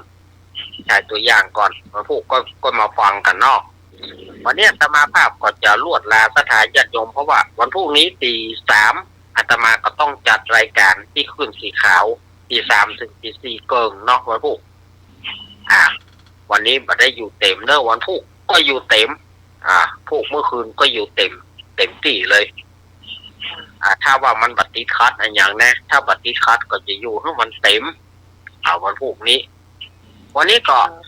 ขอขอบคุณท่านอาจารย์ท่านพระครูสมุวิสุวัฒน์วรกิจโจครับที่เอื้อเฟื้อเวลาด้วยดีเสมอมา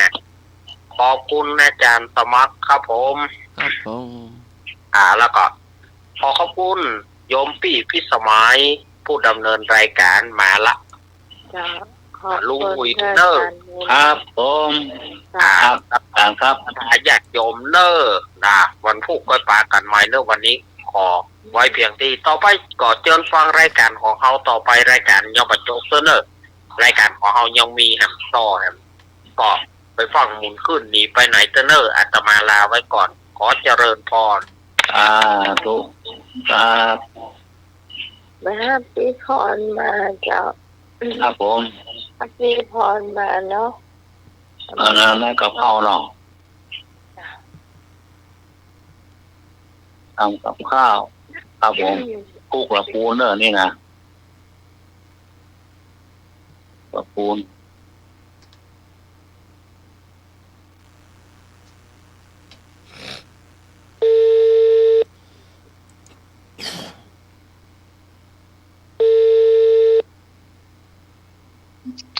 จ้ากระภาษาจ้ามาแล้วแม่พรปลาเศร้า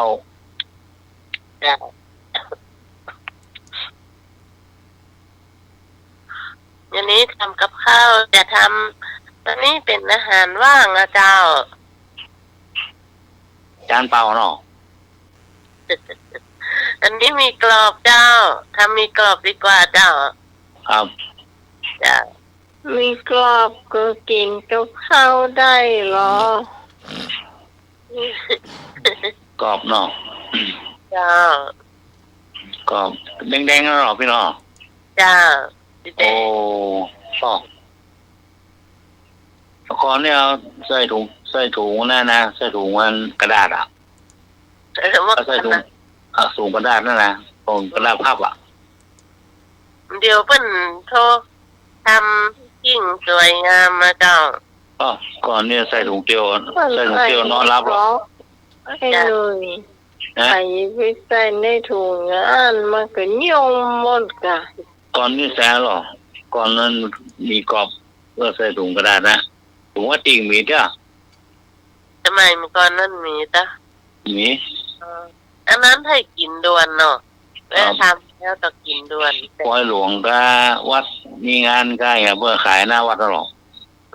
จ้าจ้าวิธีจ้าอะไรเนาะ ครับเจอแล้วครับ จ้ามีเขามีใบเส้นมีขาวเนาะใบมาสักห่อหนึ่งนะเจ้าสร้างน้ำมันเจ้าถ้าน้ำมันร้อนแล้วก็ถ้าเอาพอที่มันมีฟองล้ำเขาก็เอาไปจุบน้ำแล้วก็ไปสะบัดที่มันนี่ก่อน เวลาลงทอดแล้วมันจะปูนักล้ำไปเนาะพอดีมันจะได้ดังแคบเนาะถ้าปูล้ำมันจะบาดลำเนาะเจ้าน้ำสะบัดแล้วก็ตั้งหม้อน้ำมันร้อนเอาลงเข้าไปชั่วลงมากลับไปกลับมา2 ครั้งพอเจ้าแล้วขึ้นมาเสด็จน้ำมันเลยนะเจ้าจากนั้นมีกรอบเขาทอดไปแล้วเขาก็ละไว้ทันก่อนเสด็จปล่อยเสด็จน้ำมันนะจากแล้วทีน้ำมันออกนะเจ้าทีน้ำมันออกต้องทอดอันนี้เตื้อต้องเทเตื้อเดียวเต้าหู้หั่นเป็นสี่เหลี่ยมลูกเต่าเจ้า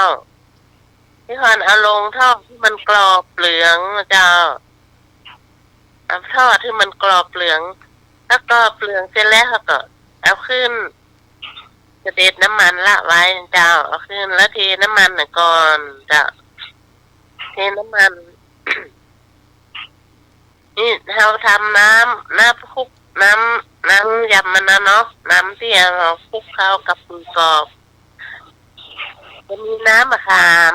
ครึ่งถ้วยเจ้ามีซอสมะเขือเทศสัก2 ช้อนโต๊ะเจ้าน้ำตาลปี๊บสักเศษ1/4 ถ้วยนะเจ้าแล้วน้ำตาลทรายสัก2 ช้อนโต๊ะเจ้าผสมกันหั่นไปตัดเกลือให้หน่อยหนึ่งเจ้าเอาเกลือสักครึ่งช้อนชาเจ้าคนเข้าไปตั้งหม้อน้ำมันแล้วก็นั่นเทออกหมดเลยเอาน้ำที่เราส่วนผสมนี่เทลงไปในกระทะเจ้าเคี่ยวไปให้มันเหนียวเจ้าที่มันเหนียวข้นดีแล้วก็บางตำราก็ใส่น้ำมะนาวสัก1 ช้อนจะใส่ลงไปเนาะจะคนให้มันเคี่ยวเข้ากันไปเคี่ยวจะเหนียวนะพอมันเหนียวดีแล้วก็เอามีกรอบด้วยเนาะมีกรอบลงคลุกเข้ากันไปกลับมาให้มันเข้ากันนะเจ้ามันจะได้ข้นพอดีนะเจ้าข้นพอดีถ้าเอานี้ก็ใส่ต้นหอมไปจะต้นหอมให้หั่นละไว้ใส่เข้าไปแล้วเอาเต้าหู้เนี่ยลงคลุกเข้ากันไปจะปิดไฟเลยนะเจ้าปิดไฟแล้วก็รอสักถึงมันเย็นนะกันเอาก็เอามาใส่จานรับประทานได้เลยเจ้าถ้าบางคนนี่ชอบไข่ฝอยไข่ฟูกรอบเอาก็ทอดไข่ฟูกรอบเลยตีไข่นะเนาะวิธีทำก็ตีไข่และตั้งหม้อน้ำมันน่ะตั้งมันใหญ่ๆอันมันร้อนเอาไข่เทลงในกระชอนนะกระชอนมีหูน้อยนะคือเป็นหูกลมๆนะจับแล้วเขย่ามันเป็นเส้นลงไปทอดในน้ำมันร้อนๆเดียวสักกำเดียวไข่มันก็จะฟูขึ้นมาเอากระชอนช้อนตักเสด็จน้ำมันกรอบแล้วเมื่อแล้วเวลาเราตักใส่ถ้วยนะใส่จานแล้วก็ ตักมีกรอบใส่จานแล้วก็โรยด้วยไข่กรอบนี่ก็ยำเหมือนกันเจ้านี่จะจบแล้วเจ้ามีกรอบทำ เอาโตเนาะ จ้า อ๋อที่มันไข่เส้นหรือเส้นที่พวกเอาศูนย์อาดแห่มีกรอบแม่นเนาะ จ้าโรย อ๋อ กันจ้า ครับ ที่มูที่เอ็นที่กินเจนะคะก็กินได้จ้าที่เปิดเป็นกินสัตว์เนาะจ้า ไม่ออกรสหวานๆได้เนาะพี่ได้เนาะ จะมีรสหวานๆหน่อย เดี๋ยวเปิ้นใส่กล่องมีฝาปิด จ้า จุกบุกตรงบนฮะ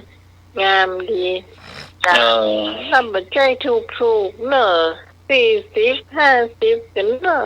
ครับ เอาจะขายถูกนะ จ้า ถ้ามันล้ำแล้วเนาะกินด้วยมะไก่ละ จ้ากินมา ยุ่ ไก่ มมาหัวแม่มือหัวนิ้วจี้นิ้วกลางแล้วยุ่มใส่ปากละ ไม่ได้ก่อยเนี่ยต้องให้กินตัวให้แบ่งให้ติ่งเอากินเตี้ยกว่าเนาะ โอ้โห อันนี้ก็ เท่านั้นเท่ากินเนี่ย อันน้องหมายอย่างนี้เขาก็แบบแข่งกันคนต่างกินกันเนาะ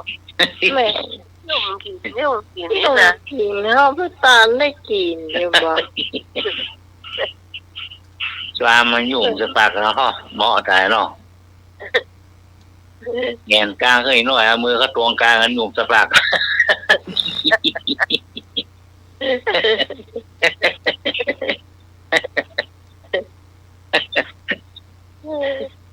เข้าอีกหน่อยเข้าโอ้หน่อยเนาะเขาเลื่อนกลับเลยเนาะ เจ้าโทรหาวิญญาณเจสีเพราะว่าจัดรายการแทนกรรมมีปีถ้าบ่ไหว้เนาะ ลิ้นเที่ยวเยอะเที่ยวเนี่ยสำคัญเนาะจะทำให้อู้ได้เปิ่นก็บอกให้หับปากขวามาบัดตันเนี่ยจ้ะมันมีหลายรายการเลยโทรหาอาจารย์สมัครก็มาหับ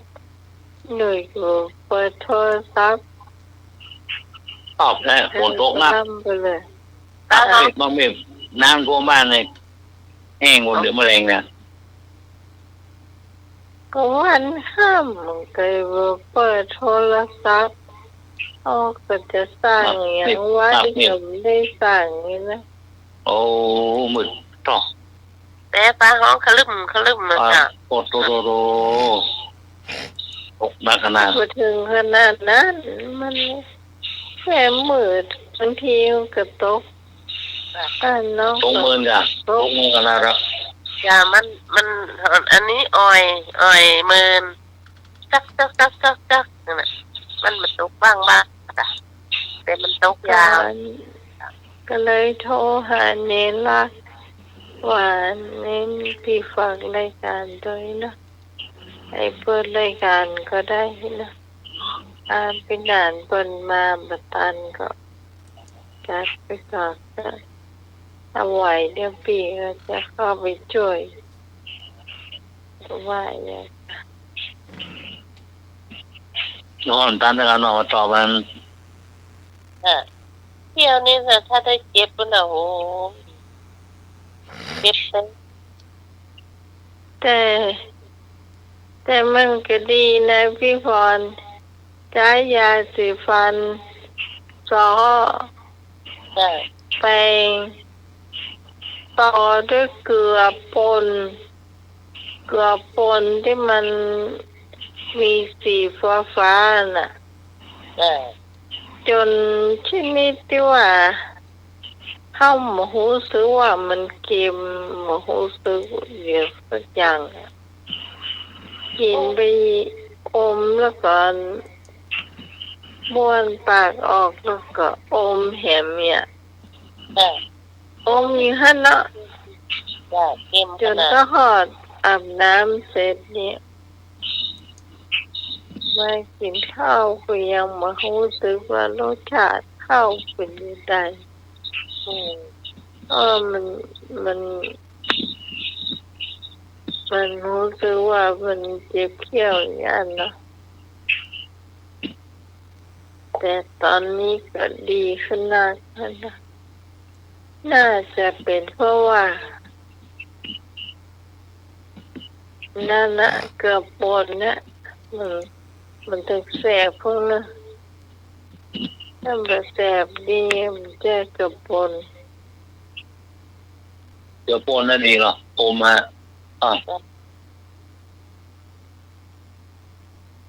น้ำตาไหลเท่าบกเกยนะแต่น้องใหม่นี่มันเกยละเกยแล้วเกยเล่าเจ็บลิ้นก็เหมือนกันเอาเกือบปนแล้วมันหายโวยแล้ว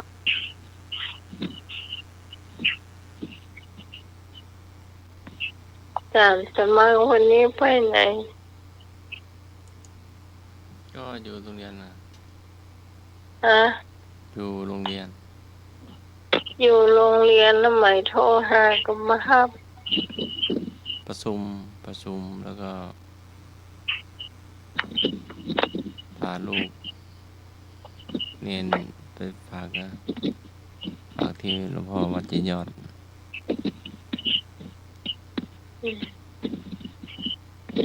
โอ้ตั้งหลายรอบมาห้ามตายส่งประชุมชาร์จแบตไว้นะชาร์จแบตไว้ทำสรุปข้อมูลละออนนะ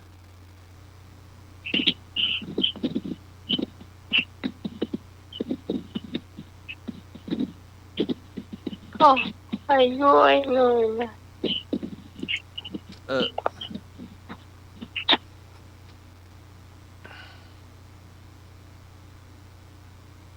ต่อไปเป็นยัง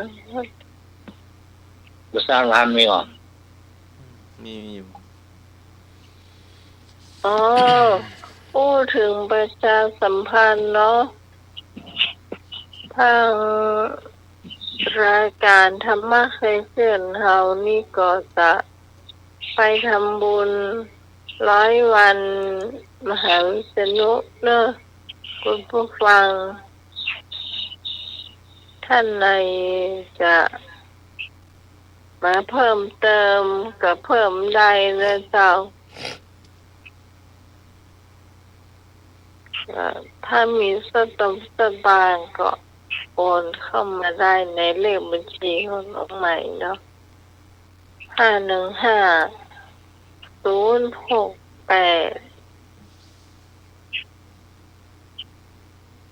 เห็นไหม7146ธนาคารกรุงไทยนะเจ้าถ้ามันขึ้นชื่อพี่สมัยตัวเรียวดอนที่ก็แม่นแล้วนะ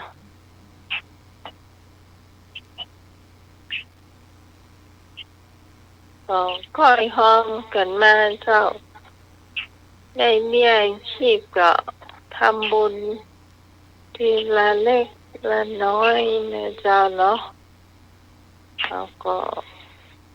ค่อยทำกันไปช่วงนี้ก็มีอยู่ที่ยังค้างเหลือจากข้าวก่อนที่เป็นไร่บุญส่งวันนั้นลักนะเจ้าอันนี้บุญทุนไว้ก่อนแล้วนะเจ้าเนาะก็ได้1,000นะเจ้าแล้วก็ของพี่กรยังเหลือ300ของพี่ตองเนี่ยไม่ได้ไปกดมาเตือนนะเจ้าแล้วก็ของพี่พรเอราวัณเขาก็จะไปเปาะกันนะเจ้าแล้วก็ของน้องใหม่500นะเจ้าที่เราพูดกันไว้นะเจ้าห้องไอ้หนุ่ยแฮม500นะเจ้าแม่จันทา500นะเจ้าพี่พร 200ถ้ารวมทั้งหมดนี่ก็ยังได้3,000กว่าบาทอยู่ ถ้าคิดว่าวันที่9เนี่ยคนน่าจะหลาย เพราะว่ามันเป็นวันเดียวเนาะคืนเดียวก็น่าจะมานอนด้วยซ้ำอันนี้ตัวเขาเจ้าคิดนะว่าเคยปล่อยหลวงอย่างนี้ของว่าเจดลีนี่เขาเจ้าเคยไปตอนกลางคืนจ้ะเพิ่นจะมานอนที่วัดถ้าเป็นปล่อยหลวงปล่อยอย่างนี้นะเราเห็นวันกระทำบุญไม่เจ้าอยู่เนาะอันนี้ก็คงจะเหมือนกันเจ้า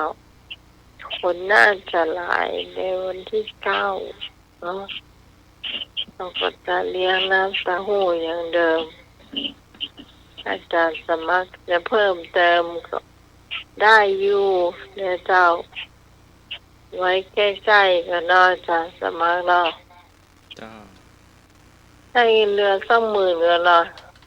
ไม่เดียวมั่มถึง10,000แต่ละ เอาไว้น้ำปานะกะ เจ้าอย่างหมดแล้วล่ะค่ะอย่างหมดแล้วน้ำเต้าหู้ เจ้าน้ำเต้าหู้มาดู แต่ตอนนี้เงินยังมาพอจ้ะเราจะประกาศไปเรื่อยๆก่อนก็ข้าวก่อนมันได้3,000 กว่าบาทแล้วก็เอากลับไปได้พระครูปัญญาสังฆการเพิ่นโอนเข้ามาเนาะอันนี้ก็ต้องกราบขอบพระคุณท่านเพิ่นฟังที่ฟังบ่ได้เนาะอนุเคราะห์อุปถัมภ์รายการเฮาโดยเป็นรายการน้อยๆที่ค่อนข้างจะหายากที่หาคนอุปถัมภ์นะเจ้าเพราะว่าแต่ละท่านแต่ละคนก็ยังว่านะรายได้ก็บ่ค่อยมีเจ้าอย่างสำหรับตัวข้าเจ้าเองเนี่ยอันนี้บอกตรงๆเลยเจ้าเบี้ยชีพตอนเนาะแต่ละเดือนเราก็ไว้ทำบุญแยกไว้แต่เจ้าทำอันเขาก็ไม่ได้ทำบุญเนาะรวยอย่างพิจารณ์เจสีแควนกะมหาวิษณุพนว่าหรอน่าจะสีเขาแต่ละเดือนในรายได้เพิ่มเป็นแสนเพิ่มนี่หรอแสนคนเนาะแต่เพิ่นจะตามตัวหรอมันได้เงินเพิ่นตามตลอดเนาะ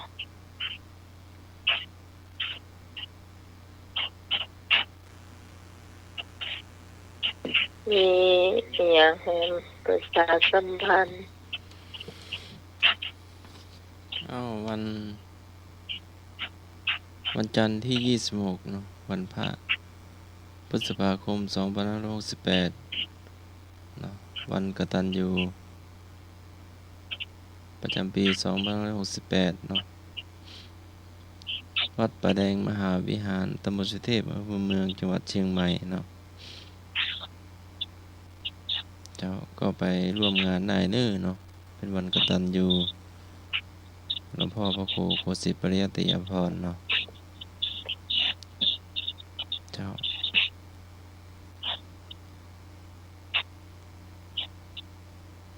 วันกตัญญูทักขินานุปทานเนาะพระเถรานุเถระก็ที่ได้รับนิมนต์มาเนาะสวดพระพุทธมนต์ทักขินานุปทานตั้งแต่เวลา 9:39 นาทีเนาะณวิหารหลวงวัดป่าแดงมหาวิหารวันที่26ค่ะเจ้าวันจันทร์แล้วพรุ่งนี้ก็เลยไป ส่วนลูกพระลูกเนรไปช่วยงานหลวงพ่อเนาะ จ้ะ วันจันทร์วันพระตัวเนาะ อ๋อเป็นรับเลย เจ้า พรุ่งนี้อาจจะเลิกเจ้าหรือว่าดูก่อนเนาะเพราะวันจันทร์ต้องไปดูก่อนเนาะวันจันทร์ต้องไปแต่เช้าอะนะ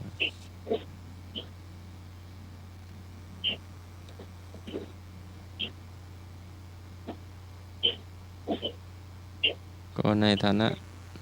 เป็นเลขาหลวงพ่อตัวเนาะเป็นหลวงพ่อเจ้าคณะตำบลตัวเนาะเป็นพระอุปัชฌาย์ลูกพระลูกเนรตัวแล้วก็เป็นอดีต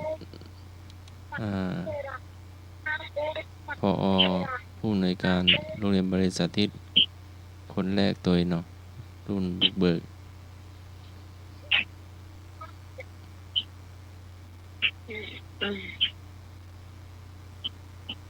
ต่อไปไผมีเสีย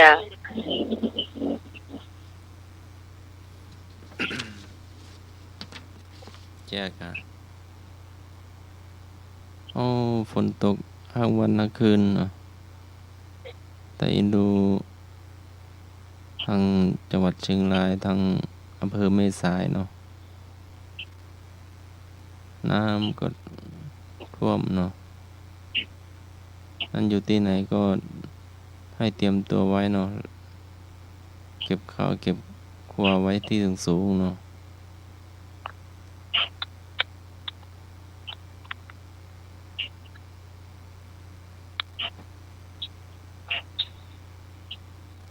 ตอนนี้ยายหนุ่ยว่า จ้ะ ฝนตกน้ำท่วมไหน บ้านไหนล่ะ ก็เตรียมไว้เนาะยกน้ำกัน โอ้ยังไงเหรออยู่เขาเนาะยังไงกับพวก ใช่น้ำท่วมใบหนุ่ยน่ากว่า หน้ากานี่วันนี้มานั่งพ่อ มันก็ค่อยเตียวมาเนาะน้ำมัน ครับ มันข้างก่อนก็เป็นนี่เนาะมันก็เคยฝนตกตลอ เกิ ด ด ทั่ว ถ้าท่วมใบหนุ่ยแถวสีปีเมืองวิลอดว่ะ เนี่ยโมละ เนี่ยวัดพระราชก็น้ำท่วมน่ะ เนาะ ก็ครูธีรสัตพจน์เนาะส่งไลน์ส่งเฟซแจ้งมาอยู่ต้องรุมระวังเตรียมตัวเนื้อน้ำมาเยอะ อืมอ๋อดูแลตัวเก่าเนาะระมัดระวัง ปลั๊กไฟอันยังเก็บที่สูงๆเนาะเป็นรถก็ดีเป็นของมี จริง ค่า ๆ ก็ แล้ว ดี เราติดไฟติดปลั๊กไฟเนี่ยต้องมีสวิตช์ไฟนี้ม่านของน้ำไหมนี่จะมีสวิตช์ไฟถ้าจะติดไว้รวมกันหมดจะเป็นคาดเท้าอันหนึ่งแล้วที่เป็นที่เขาเสียบไฟเนี่ยก็จะเป็นคาดเอาหำอันหนึ่งถ้าปิด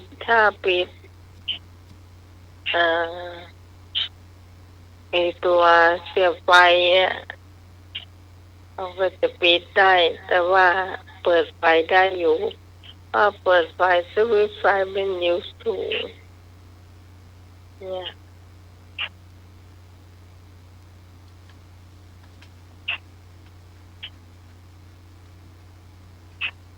แต่ก็ได้ยินป้าว่าน้ำปิงน่าขนาดเลยนะ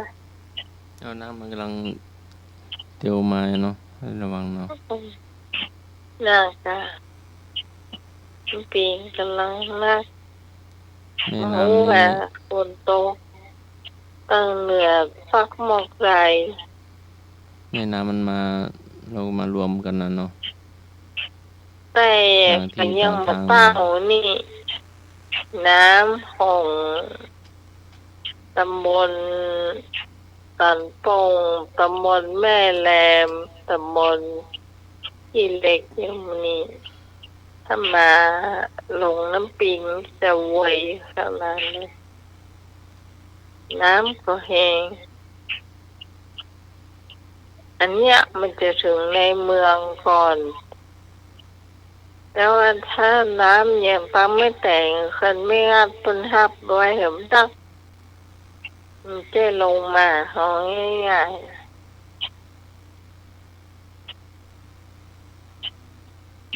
ที่น้ำมันท่วมถึงวันนี่คือน้ำเนี้ยน้ำจะมันตกมันเห่าเนี่ยมันตกถึงวันแต่นะตกให้ตกเดียตกถึงวันเนี่ย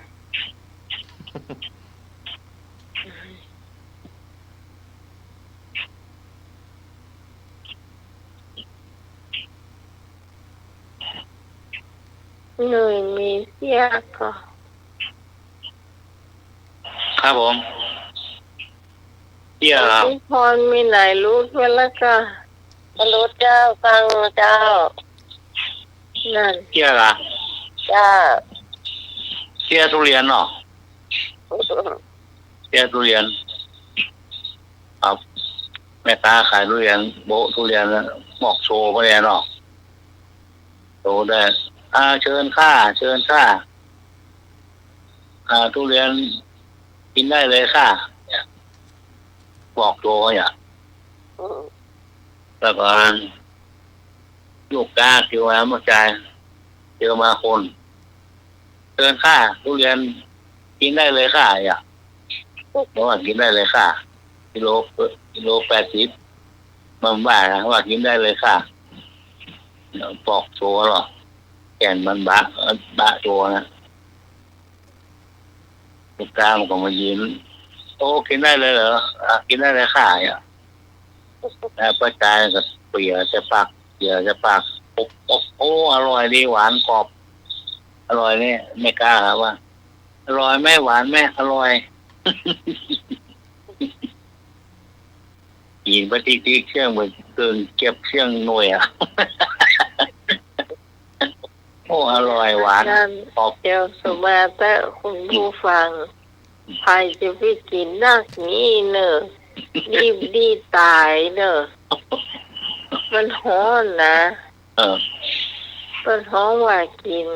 มาแต่กินหญ้าเลยเนอะ4ใส่ไป4 3 4 พอยนะแม่ค้าอ่ะโอ้เอาจ่ายเงินมาที่โล80มีอยู่4 โลอ่ะเดี๋ยวก่อน4 โลก็มันแก่น้อยไม่ได้ละโบมันก็ออกไปกินยังกินติดยังกินนี่เหลือบ่ใจลายแล้วก็ว่าอ่ะมันว่าอร่อยดีกรอบหวานดีมันออกไปห่อน้ำมะเกี๊ยวกับใส่อ่ะจะเตียวจะทิ้งเปล่า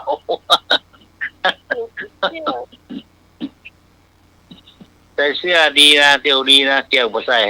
ไข่บ่เคยติดยืนกินทุเรียนบ่ได้แล้ว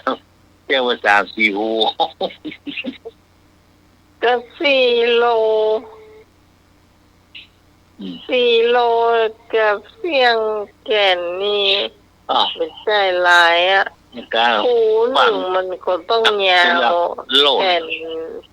ก่นละ4 กิโลเนี่ยอย่างน้อย3 บัวใหญ่ๆจ่ายเงินมาก่อนแล้วไปเลยเขาก็บอกกินได้ถ้าก็กินอ่ะผมก็กินได้อู้ถึงทุเรียนครับ นี่ใหม่ก็มีเหมือนกันร้านเนี่ยนามสกุลเดียวเนี่ยไปจันทบุรีเจ้าเขาเจ็บใจขนาดนักเขาคนเดียวว่ามันจะซื้อทุเรียนมาเป็นว่าเอาหน่อมาฝาก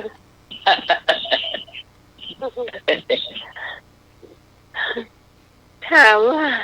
ปักนอเนาะให้ ให ปัก ญ่ นออ่ะ ใหญ่ยังมาซื้อทุเรียนมามันเหม็นนี่ว่ะเอ้ย ได้กินแล้วเนาะ มันได้กินนะแต่หาล่ะก้นเหม็นก็มีนะใช่ขายที่ไหนลานพวกเขาเนี่ยแนวสกุลเดียวกันเนี่ย นักแกเนาะ โอ้แกก็รถฟอร์จูเนอร์ไปเนาะคำจริงนะเขาก็ว่าเธอไม่กล้าผลปันหนังสือพิมพ์หลายๆรอบแล้วก็ใส่ถุงพลาสติกคุมไว้สัก2-3 จานมันก็บ่เหม็นต่อใดง่ายเนาะ กินมันออกอยู่อะ มันว่ามันขับรถไก่มันก็ต้องมีกินนี่ว่ะ แม่นบางคนหนึ่งถูกลมเนี่ย เอา ต้นถูกลมอยู่ผมก็หรอก ว่าใดโอ้ยไปถึงจะมีมาเมาหน่อมตั้งใจดีนึกว่าได้กินทุเรียนนั่นกะ ว่าภาพเนาะ แต่ถ้าไปจังได้เต่าเนียนได้เฮ็ดหอบนะอันบ้านแฟนมีได้เต่าหรอไปลำพูเฮ็ดหอบนั่งตรงพุ่นนะแต่เฮ็ดหอบโดยเต่านี่ตึงเมื่อแต่งนี่คล้ายๆกันโดยมันหนาเปลือกมันหนาแล้วกระลำแล้วก็ได้กินเรื่องตัวเจ้าเฮ็ดหอบบ่อแปง2 ลิตร 380โอ้เยอะเนาะ โอ้กิน3 คาบละพอแล้วเจ้า ดอก พอก่อนย่างก่อนเมงก็ได้กินละ ดอก อันเฮ็ดชอบก็ได้กินละย่างก่อนเนาะมันจะทำไปโอ้แต่ว่าไปมาคู่ว่าจะลำเลยเนอะ โอ้ เอาต้มเค็มนี่มันก็ลำเอาจ้อนหีบเอานะจ้อนกาแฟนะหีบเอานะ โอ้นี่มาห้องเขาโล่งนะจอนอ่ะ ถ้าจ้อนใหญ่มันได้กำนักมาเข้าปากเขาไม่ได้เอาจ้อนกาแฟมันหมอกจับอะจ้อนกาแฟมัน พักว่างจ้อนแฟตักนี้ถอบด้วย อัน เต็ม หน่อย เต็มใจ มันน้อยไอ้หน่อย นะ หน่อยมันน้อยที่ชอบหน่อยมันน้อยถ้ามันนี่มันก็ได้2 แกนเนี่ยนี่มันก็ได้แกนเดียวเนี่ยหมดจับพอดีอะจอนน้อยๆแล้วปากเบิ่นๆด้วยนะครับกล้องก็ล่องใส่ปากซะ ลำนั่นเลยถ้าแม่ไปคั่วเนาะไปเจ้าหวานแม่ไปคั่วมันได้ซอยผ่องมีปิดแกนนึงก็มีอยู่อ่ะเป็นกับใส่ขี้คานซอยให้พรไหวอย่างพี่ มันแค่น้อยล่ะซอยเป็นแกนนั่นเองมันได้ซอยพี่พรว่าซอยแต่แกนใหญ่ก็ผ้าครึ่งง่ายกัน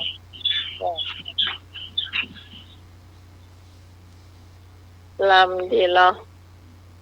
เดือนเหลือลิตร100ตายเต็มเดือนเนี่ยแม่นมันลงตึงวันแล้วมันออกตึงวันเหรอฝนมันตกฝนตกออกตึงวันคนไปเสาะบอกจะเสาะได้ตึงวันเท่าใครดีอย่างแม่ต้องไปซื้อวันนั้นเนาะก็เจอใครคนที่เพิ่นขายเองเพิ่นได้มานะเพิ่นได้6 ลิตรถือแต่บ่ได้ใส่ไปถุงละลิตร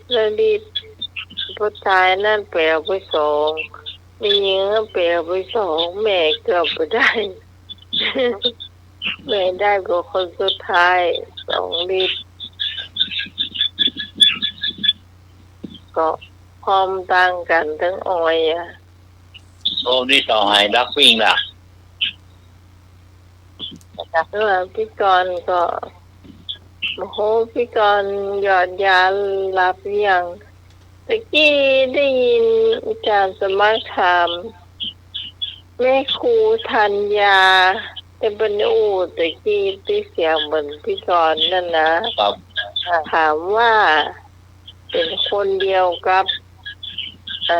ที่อยู่วัดเจดีย์ก็คนละคนเนอะคนละคนเจ้าคนนั้นอันน้องอันได้ยินเขาว่าแม่ครูยายเนาะน้องก็ถามว่าแ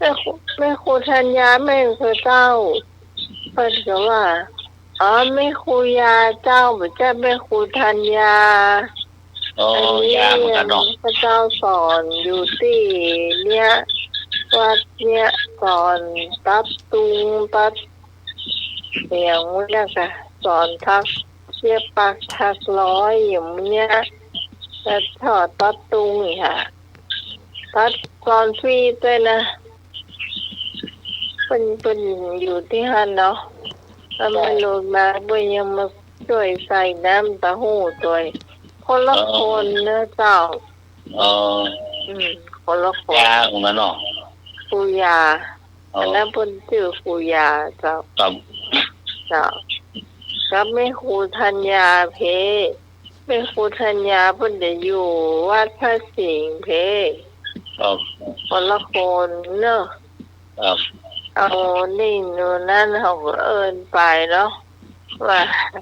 คนเดียวก็เนาะปกติแม่ครูธัญญาเพิ่นหันเท้าปุ๊บเพิ่นก็เตียวมาหาเนาะเราวันนั้นยังมาเตียวมาหาเนาะก็เลยเอิ้นไปเป็นว่าคนละคนเนาะชื่อเหมือนกันเนาะ แต่ว่าเพิ่นหอมไม่ครูยา ครับ เพิ่นว่าเพิ่นสอนตัดตุงตัดช่อตัดตุงเย็บปักสักร้อยอย่าง โอ้ใช่หรอกไม่ค่อยมีแล้วเนอะเดี๋ยวนะ สอนฟรีตัว ไม่มีเนอะตัดอีนะ คิดตาเจ้าใครอยากเรียนก็ไปเรียนได้เนาะ ครับ ที่วัด ไม่มีแล้วเหรอ ก่อนนะพอน้อยพอหนาแล้วเนี่ยนี่ค่อยมีต้องสอน พูด ฝึก ถึง ไป หมู่เฮาก็จะปะกันกรรมวันที่9น่าจะเป็นวันที่9นะเจ้า ครับ100 วันเนาะ มาไปแหมเด้อ ครับ ถ้าบอกไปนี่ก็ นะครับวันที่9 ไปต้องไปกันเนาะเพราะว่าต่างวัดว่าเห็นต้องไปขายทอด ไม่ได้เข้าเดือนไหน นะครับ เดือนสิงหาครับ ที่พุ่นสิงแขพวก เดือนสิงหา100 วัน 100 วันน่ะลองดูนั่นกะที่เพิ่น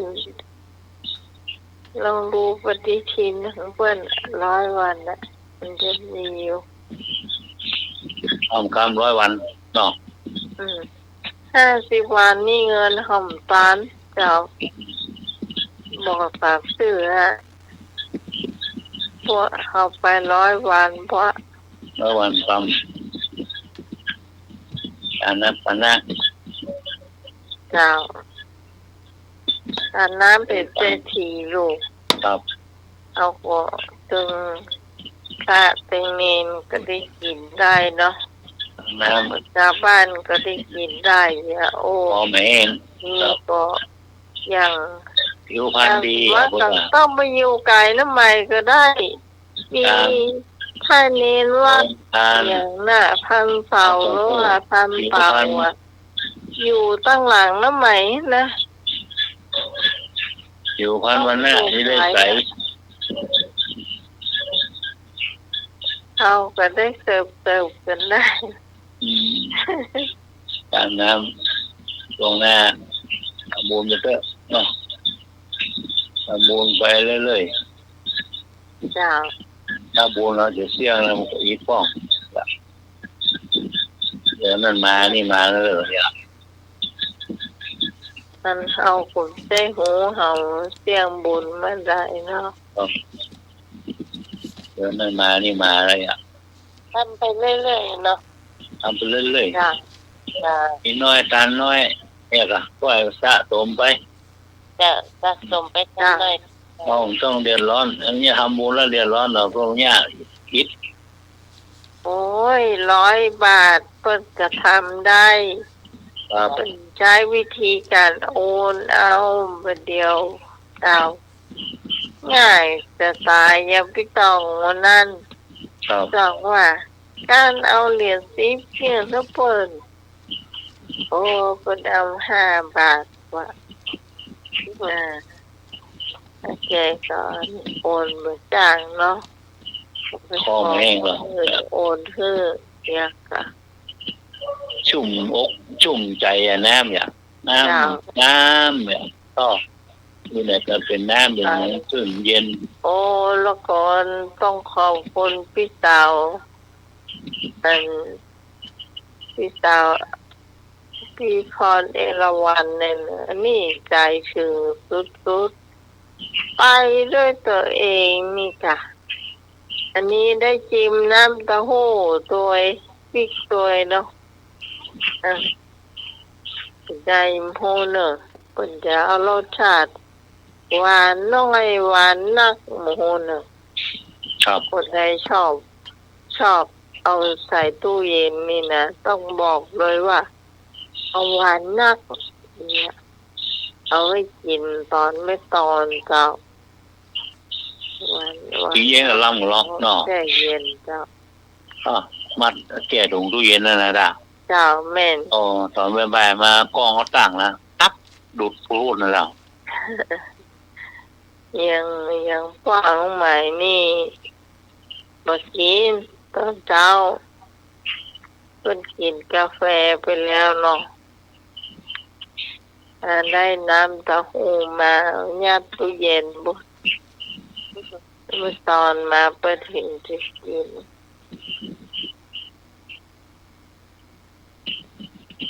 อาจารย์สมัครวิเชียมก็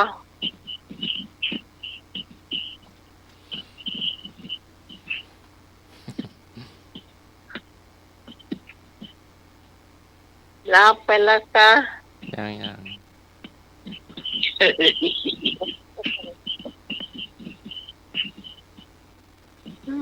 เป็นลายอย่างนี้ ตุลงประกาศเนาะลิเกฟังเล่นเทเนอร์ ฮะ ของขวัญเนนก่อนของขวัญแต่บวชเนนมาแล้วนะเหลือแต่บวชพระเนาะ ครับ ของขวัญกันเนอร์เดี๋ยวมันลิเกฟังเล่นเทเนอร์เดี๋ยวเสียงมันจะ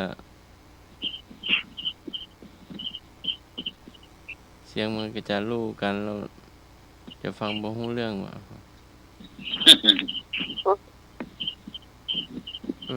ห้องขวัญอันเนี้ยแบบล้านนาเนาะ ครับ บวชที่วัดอันเนี้ยเนนท่านเป็กตุบวชที่วัดกูคำตะบะตองนะ โอ้ ที่นำไอ้โทรมาแล้วก็ให้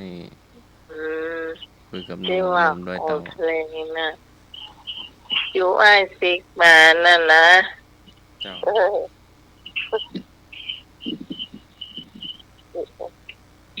ก็ขอมาเรื่อยๆเนาะ ครับ หนุ่มโดยเตา โอ้หนุ่มรับไพ่หายใช่เว้ยมาออกเองอ่ะ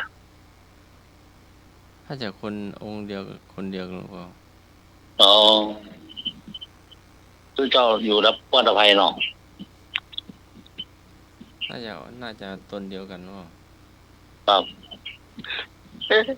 เป็นนี่ อยู่ เพื่อน ไอ กัน ซิกมา อ้ายอ้ายให้เพิ่นจุอีหยังน่ะเนาะ อืม มีสตางค์ให้เพิ่นจุลูกก็ไหวได้เนาะเป็นพระเป็นเนนก็ต้องหนักแน่นไว้ หรือว่าต้องมีพี่เลี้ยงต้องกำกับดีๆเนาะอาจารย์สมัครเนาะโอ้ว่ายายห้อยป้าเพิ่นเนอะ ใช่ดีครับ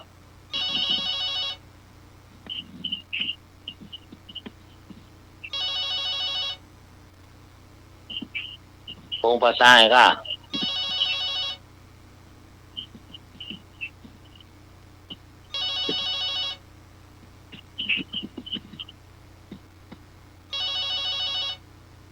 าจารย์สมัครไปไหนครับอาจารย์สมัครดู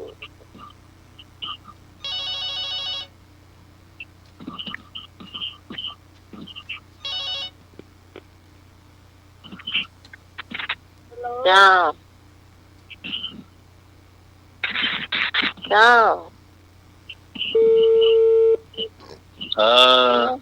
อีพวันจะได้น่ะ รู้ไหม เจ้า เป็นทุ่งทุกวันที่จะโทรนะฮะไปหาน้องใหม่เนอะ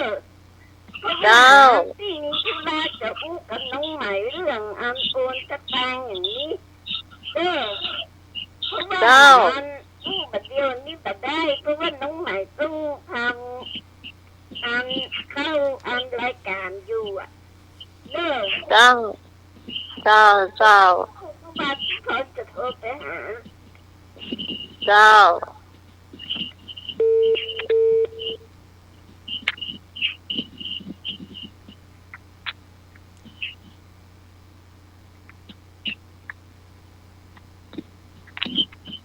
โอ้ติดเนาะ จ้า โอ้ติด เพิ่นเลี้ยงมือส่งเพิ่นก็ขอเลขบัญชีไปเห็นครับ จ้า โมทนานะครับช่วยกันเนาะ อ๋อ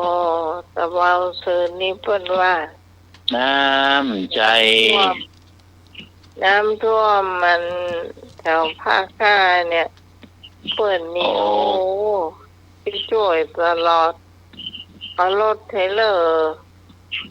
ขนรถไปโคมาเอามาลงไว้นี่วะช่วยจนแล้วหลายวันเลยว่ะ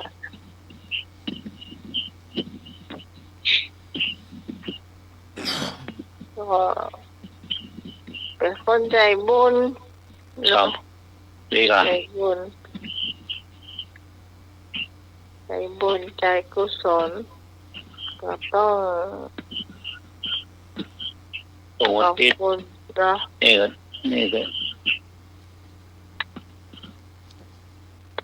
ก็หายากเจ้า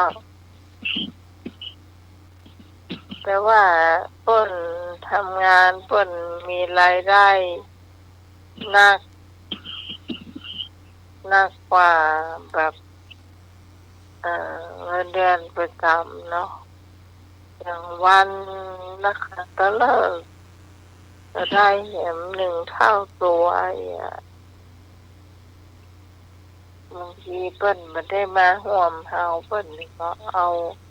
สตางค์ห่วมดีกว่าแต่ว่าเปิ้นมาบ้านใหม่2 เตื้อละอุติหมดละก็นี่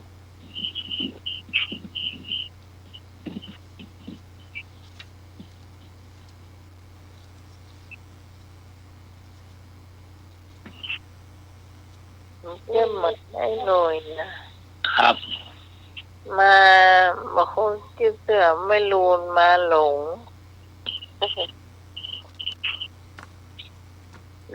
ไปตั้งได้มาเข้าคิงเลยต่างรถไปหน้าสื่อต่างรถแรงไปหน้าสื่อ ไหมบ้านใหม่เปลี่ยนแปลงกะตัวบ้านเฮาก็ยังเดิมนั่นเหรอก็มีเฟื่องฟ้าอยู่หน้าบ้านน่ะมันยังมาสังเกตเฟื่องฟ้ามันยังมาสังเกตสะพานนั่นเจอสะพานก็จอดกะเนาะ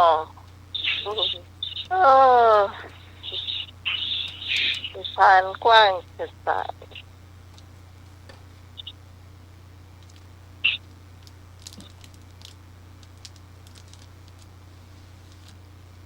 เที่ยววันติด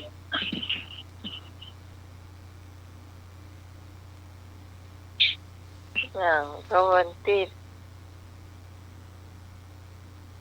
พวกมาติดเอาขโมยเขาเสียมาเลยช่วยกันเที่ยวถนนหนทางก็หลวงว่าพวกเที่ยวถนนหนทางเลยต้นไม้ไหนเอาฟันออกหมดแปลงดีๆเพื่อให้เที่ยวเลยพวกนะมาติดปัญหาไม่ยากพวกหลวงไม่เอาหารถถีบ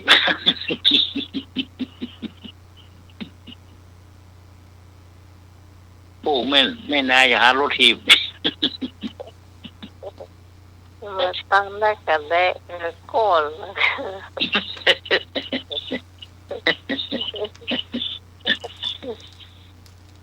ก่อนมันมีเตียวอ่ะลูกสิ้น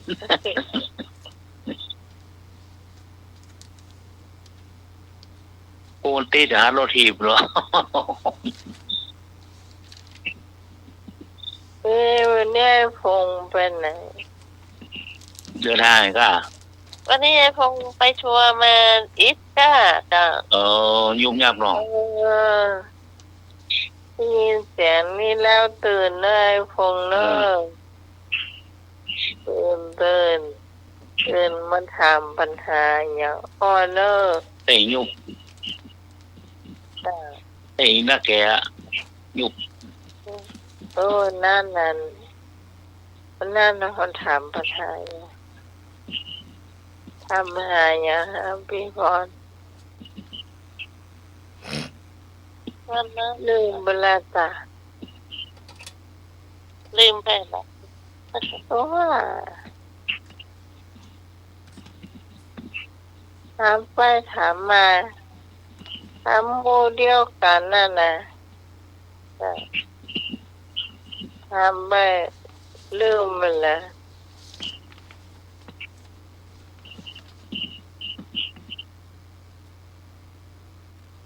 จากสมัยมีไปแล้วขออย่างเดียวเถอะทำไมฝนจึงตกกบมันร้องไม่กบเพิ่งร้องถ้าท้องมันปวดทำไมท้องจึงปวด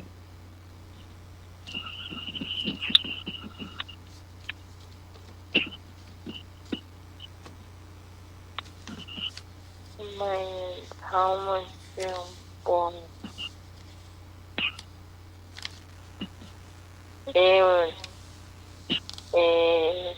เพราะข้าวไม่สุกทำไมข้าวจึงไม่สุกเพราะฟืนมันเปียกมันดับมันเปียก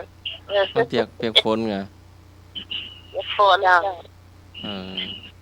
ก็วนไปหาฝนเหมือนเดิม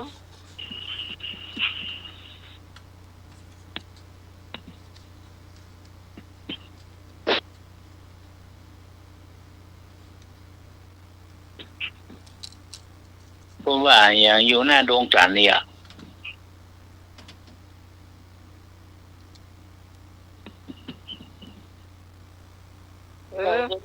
จันน้องหนึ่งครับ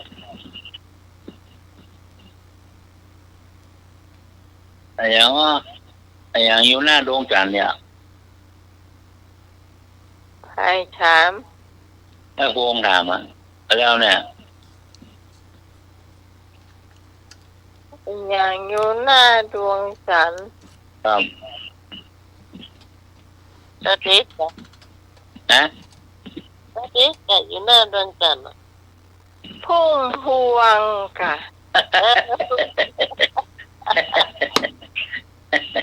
พุ่มพวงดวงจันทร์เนี่ยยังยอดอย่างสูงที่สุดอ่ะเป็นไทยยอดยอดเดี๋ย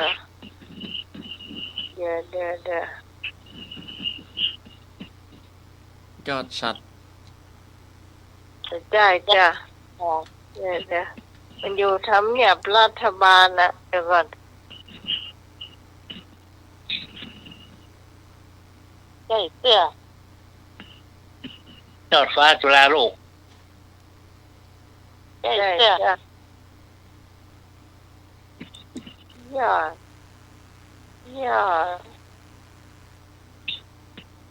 ตึกไทยคู่ฟ้า ได้เสื้อ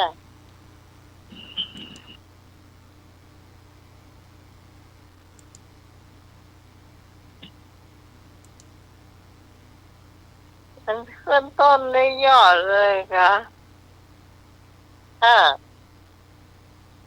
ยอดเนี่ยสูงที่สุดเลยอ่ะ จ้ะ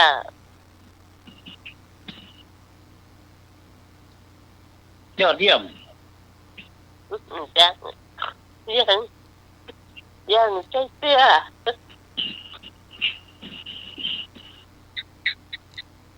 ย อดมะม่วงยอดมะนาว ใช้เสื้อจะ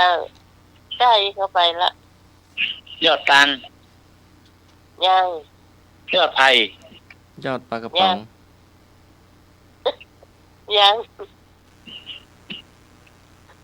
ยอดมะปราง ยังจ้าย อดมะพร้าว ยังจ้ากินได้ก่อน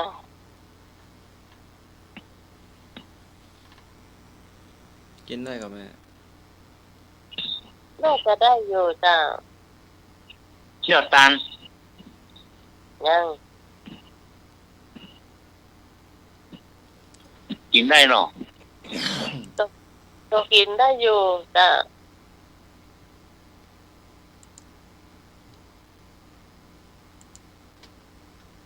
ย อด ยอดเยี่ยมกระเทียมดองยังจะเน่าจัง เน่า ครับ เน่าหนอ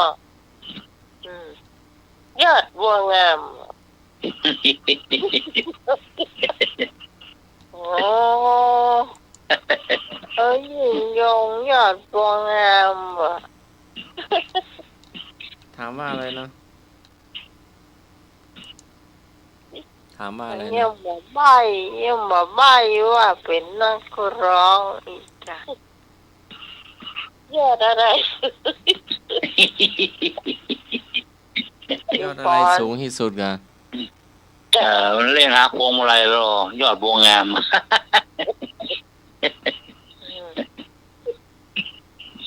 ยอดอะไร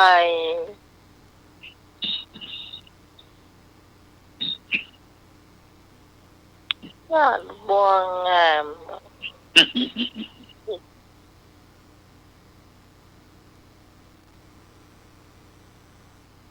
มันน่าจะเป็นคำว่าสวยที่สุดการเนาะแน่นะยอดอย่างสวยที่สุดอย่างถ้าสูงที่สุดนี่น่าจะเทียงก็ฝนตกขนาดไหน ฝนตกครับ จ้าบ้าง โอ้ จะมาเติมโตตอนละพูนพอ มดอะไรกัดเจ็บที่สุด มดอะไร ผิด มดอะไรกัดเจ็บที่สุด มดแดง เป็นคนนะ นะ เป็นคนนะ มดแดง เป็นคนมดอะไรอย่างครบเจ็บที่สุด เป็นคนนะ อ๋อ มดด เป็นเพื่อนเราเนี่ย ำ หมด เป็นกับคำผวนอะ มดตะนอย มดทรยิตมิตรทรยศ อันนี้อันนี้สายอันนี้ลาตลก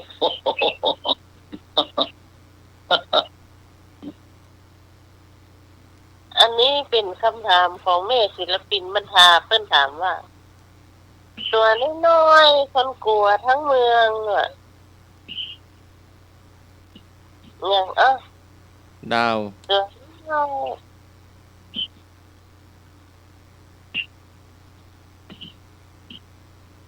หมดคันยังใช่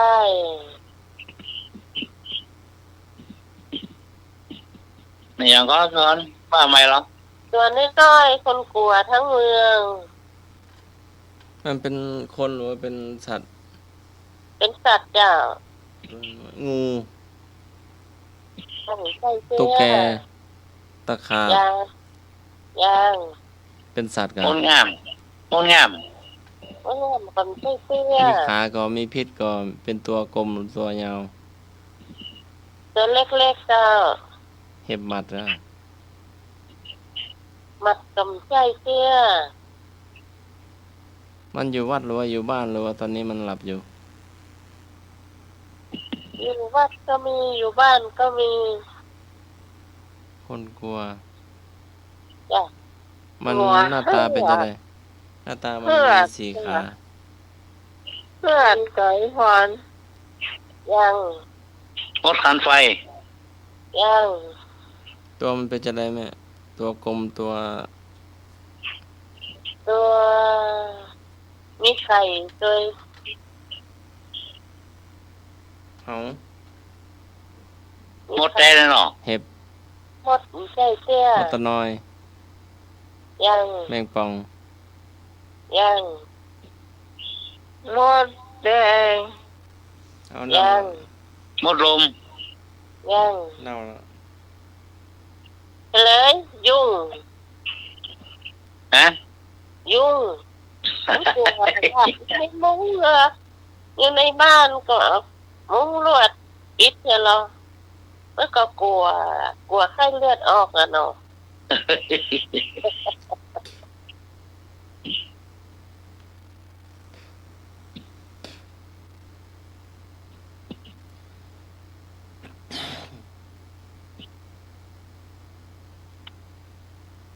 เนี่ยแอม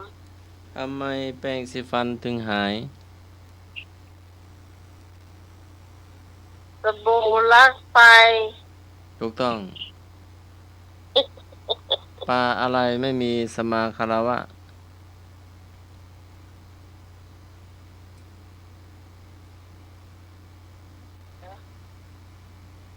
ตายมีสมาคารวะ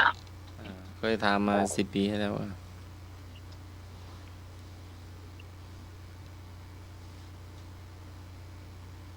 ปลาเออ ปลาตายมันว่ายไม่ไหวว่ะปลาตายแล้ว มันว่ายไม่ไหว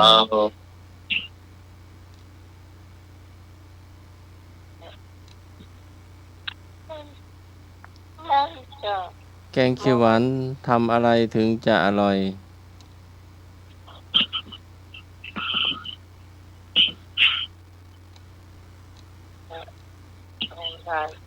แกงเขียวหวาน ทำยังไงให้อร่อย ใส่กะทิปลาจ้ะ ใช่ปลาถูกต้อง เอา วันนี้วันอาทิตย์ธรรมสถานมีงานอะไร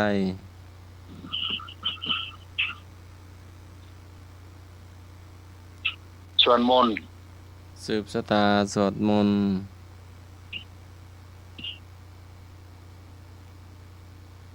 วันนี้วันนี่วันเสาร์จ้ะ ตอนนี้พระน้อยปิโป้ดิโดทำอะไร รับ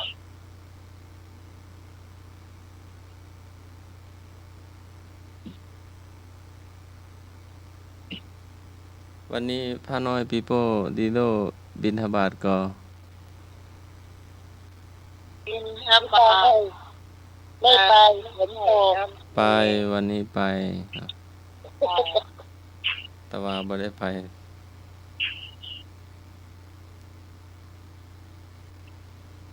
ก็ไม่ไปก็ไม่ให้ไปทางใหญ่เนาะถ้าจะไปข้ามทางใหญ่ก็ให้หลวงพี่พาไปเนาะหลวงพี่นำพาไปเป็นหลวงพี่โยพ่องหลวงพี่วิทยานำพ่องเป็นหลวงพี่โยพ่องอาจารย์สมัครพ่องเนาะแต่ทางใหญ่ก็ไม่อยากให้ข้ามมันเนาะพอไปถึงแยกใหญ่ก็ไม่ต้องข้ามก็กลับแล้วเนาะก็วันพระก็มีถ้าตรงวันจันทร์อังคารพุธพฤหัสศุกร์ก็ทำบุญตักบาตรที่มหาวิทยาลัยเนาะครับข้างหลังอะไรอ่ะเนาะ 4 คณะเนาะข้างหลังรถกว้างเนาะ ตรง เข้าในมหาลัยวะ แม่น อ๋อเข้าประตูนะอย่างประตูตรงหน้าสถานธรรมเนาะ ตรงเนี่ยก่อนโรงเรียนเชิงดอยอยู่ขวามือ อ๋อ ทางคณะสถาปัตย์อะ ครับ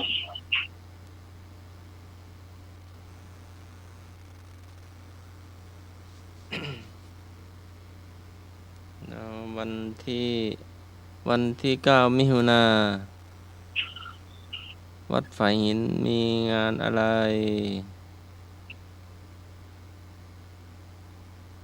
เกี่ยวกับ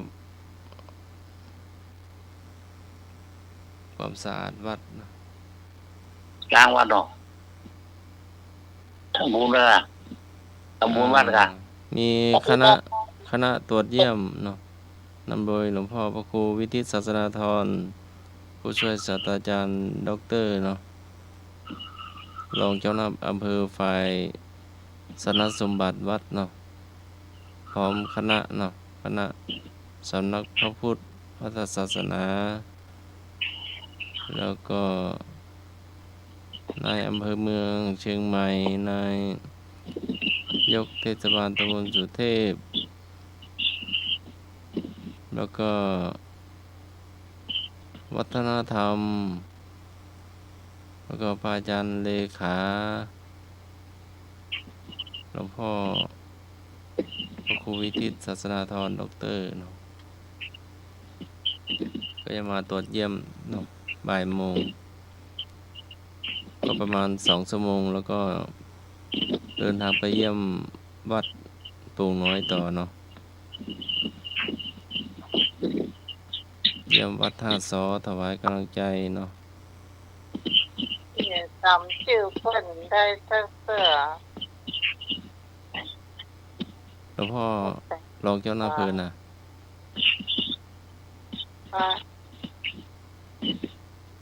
อาจารย์เลยค่ะ อาจารย์ประจตุพรด็อกเตอร์ตอนนี้ก็เปลี่ยนได้นามใหม่แล้วเนาะ อาจารย์บัณฑิต พระครูบัณฑิตวชิราพรด็อกเตอร์เนาะ เป็นพ่อครูน้ำหน้าด้วยเนาะ เจ้าก็เนื่องในวโรกาสพระบาทสมเด็จพระเจ้าอยู่หัวทรงพระกรุณาโปรดพระราชทานตั้งสมณศักดิ์ให้เจ้าอธิการจตุพรวชิรายาโนด็อกเตอร์เลขานุการเจ้าคณะจังหวัดเชียงใหม่เจ้าคณะตำบลท่าสลาหนองปากข้างผู้ช่วยเจ้าวาดวัดสันดอกพระรามหลวงพระอุปชาสามัญเป็นพระครูสัญญาบัตรผู้ช่วยเจ้าวาดพระรามหลวงที่พระครูบัณฑิตวชิราพรด็อกเตอร์เนาะวัดเมืองสาดน้อยตำบลหนองหอย ครูบัณฑิตวชิราพร เจ้า ด็อกเตอร์โดยลา จะได้รับเนาะวัดพระนอนขอนตาลในวันที่27เนาะ 27มิถุนายนเนาะ อ๋อมึงขับเพลงเหรอ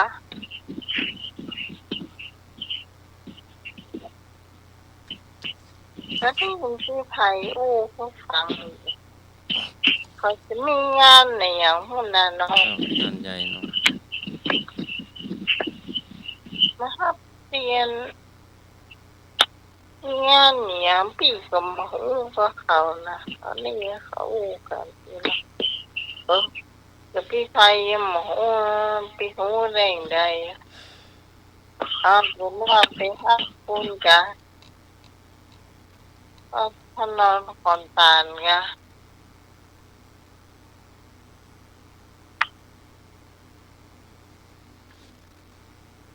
น่าก็ลายก็เยอะเนาะก็น่าจะทั้งภาค7หรือเปล่าไม่แน่ใจเนาะภาค7หรือหนเหนือเนาะดูกัน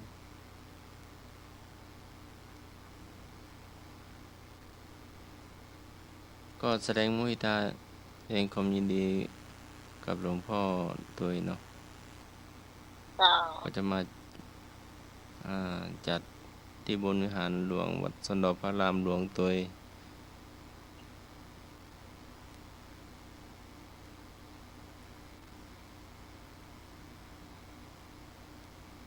นี่พระอาจารย์พระครูพัฒพล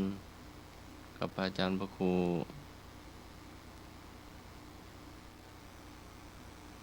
บุญทรงเนาะ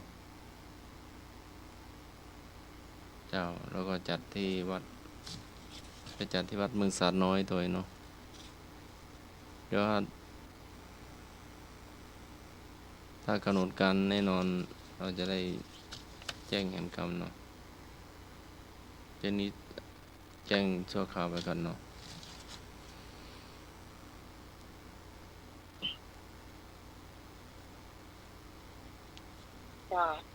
แจ้งไว้เกินๆไว้ก่อนคำถามเนาะ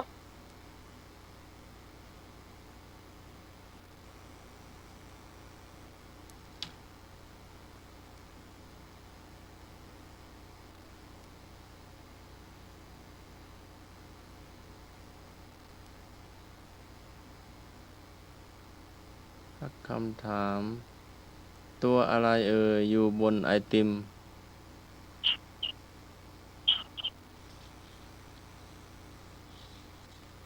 ตัวอะไรอยู่บนไอติม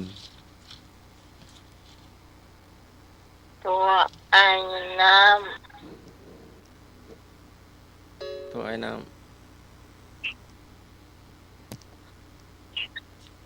ำแข็ง ย่างบ่ใจเฉลย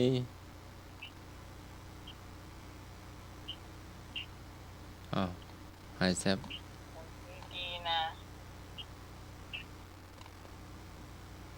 ข้างคกขึ้นวอฮะแล้วมันไปอยู่อย่างบนในตีมพันดีมันเป็นอย่างนั้น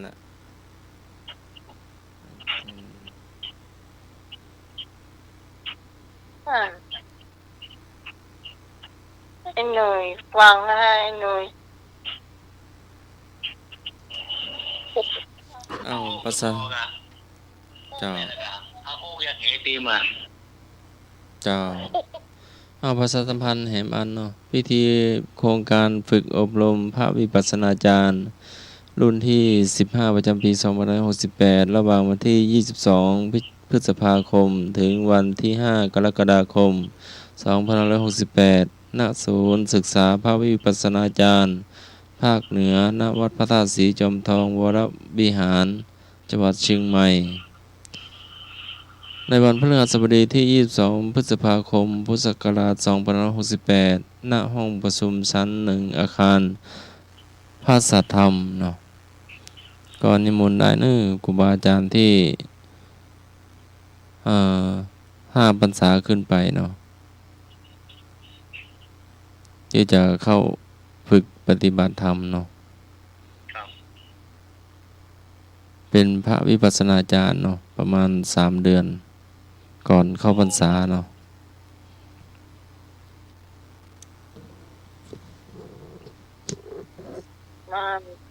ก็พระอาจารย์พระครูสมุวิศวัตเราก็ของเราก็ได้ผ่านมาเนาะสมัยตั้งแต่ปี40มาแล้วก็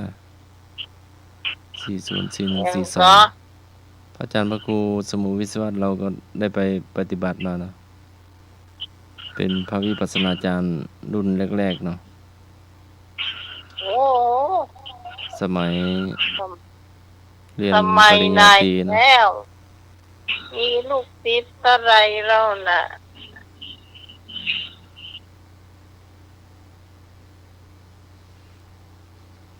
โพทองยังไม่ได้มรณะเลย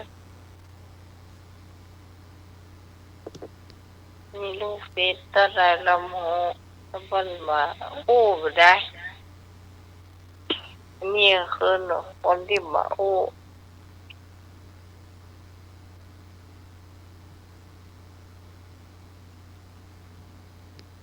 แต่ปีกหูอยู่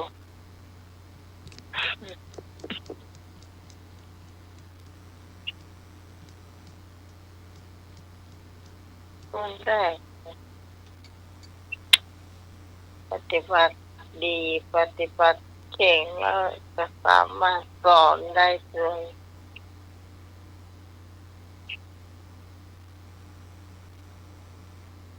ว่าตั้งหนึ่งคำถามสุดท้าย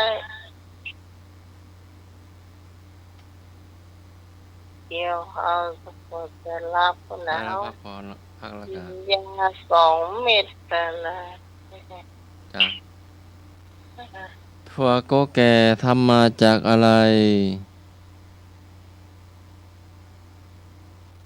ถั่วโกแก่ทำมาจากอะไรโกแก่หัวโกแก่ทำมาจากอะไร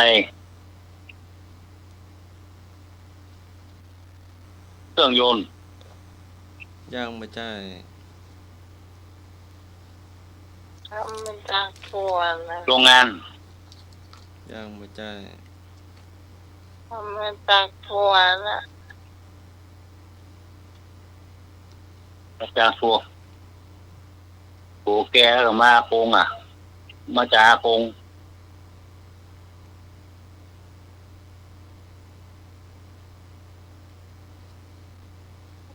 โอ้เดี๋ยวก่อนย่างไม่ใช่โกแก่ทำมาจากอะไร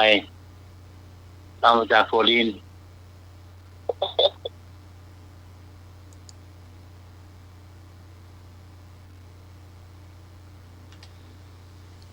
เฉลยตอบมันวงเล็บโกแก่มันทุกเม็ดต้นหม้อย่างปีกหัวปีกมันใช่ปีกบ้านขายบ้านมันเลิกอีหลอกเลิกเดี๋ยวจะสมัครก้อยว่าทีหลังเนอะสำหรับคำคืนนี้ขอบคุณคุณผู้ฟังที่อยู่เป็นคู่ไปกินกันจนถึงช่วงท้ายของรายการนะครับขอบคุณพระอาจารย์พระครูสมุวิศวะธุรกิจผู้อำนวยการสถานีผู้ควบคุมเสียงแล้วก็เมตตารายการธรรมะให้เครียดเรามาโดยตลอดนะเจ้าขอบคุณพระอาจารย์สมัครยาณสีโลเจ้าขอบคุณไอ้หนุ่ยสว่างเมฆเนื้อเจ้าครับคุณพี่พรด้วยพี่หมอเจสีด้วยขอบคุณพระอาจารย์เอารักด้วยเนื้อเจ้าสำหรับพระเจ้าพิสมัยสุริโยดรเจ้าวันพุ่งไว้ก็จะเข้าเจ้าทำเอาไว้ก็เข้าประกันไปก่อนเนอะครับ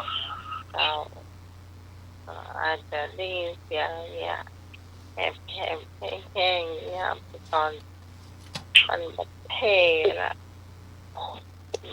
เท่ก็ได้ละสำหรับวันนี้ลาคุณผู้ฟังไปเพียงไปก่อนสวัสดีเจ้า ครับผม จะต้องจับสมัยเพิ่มได้ลา เจ้า มนครับ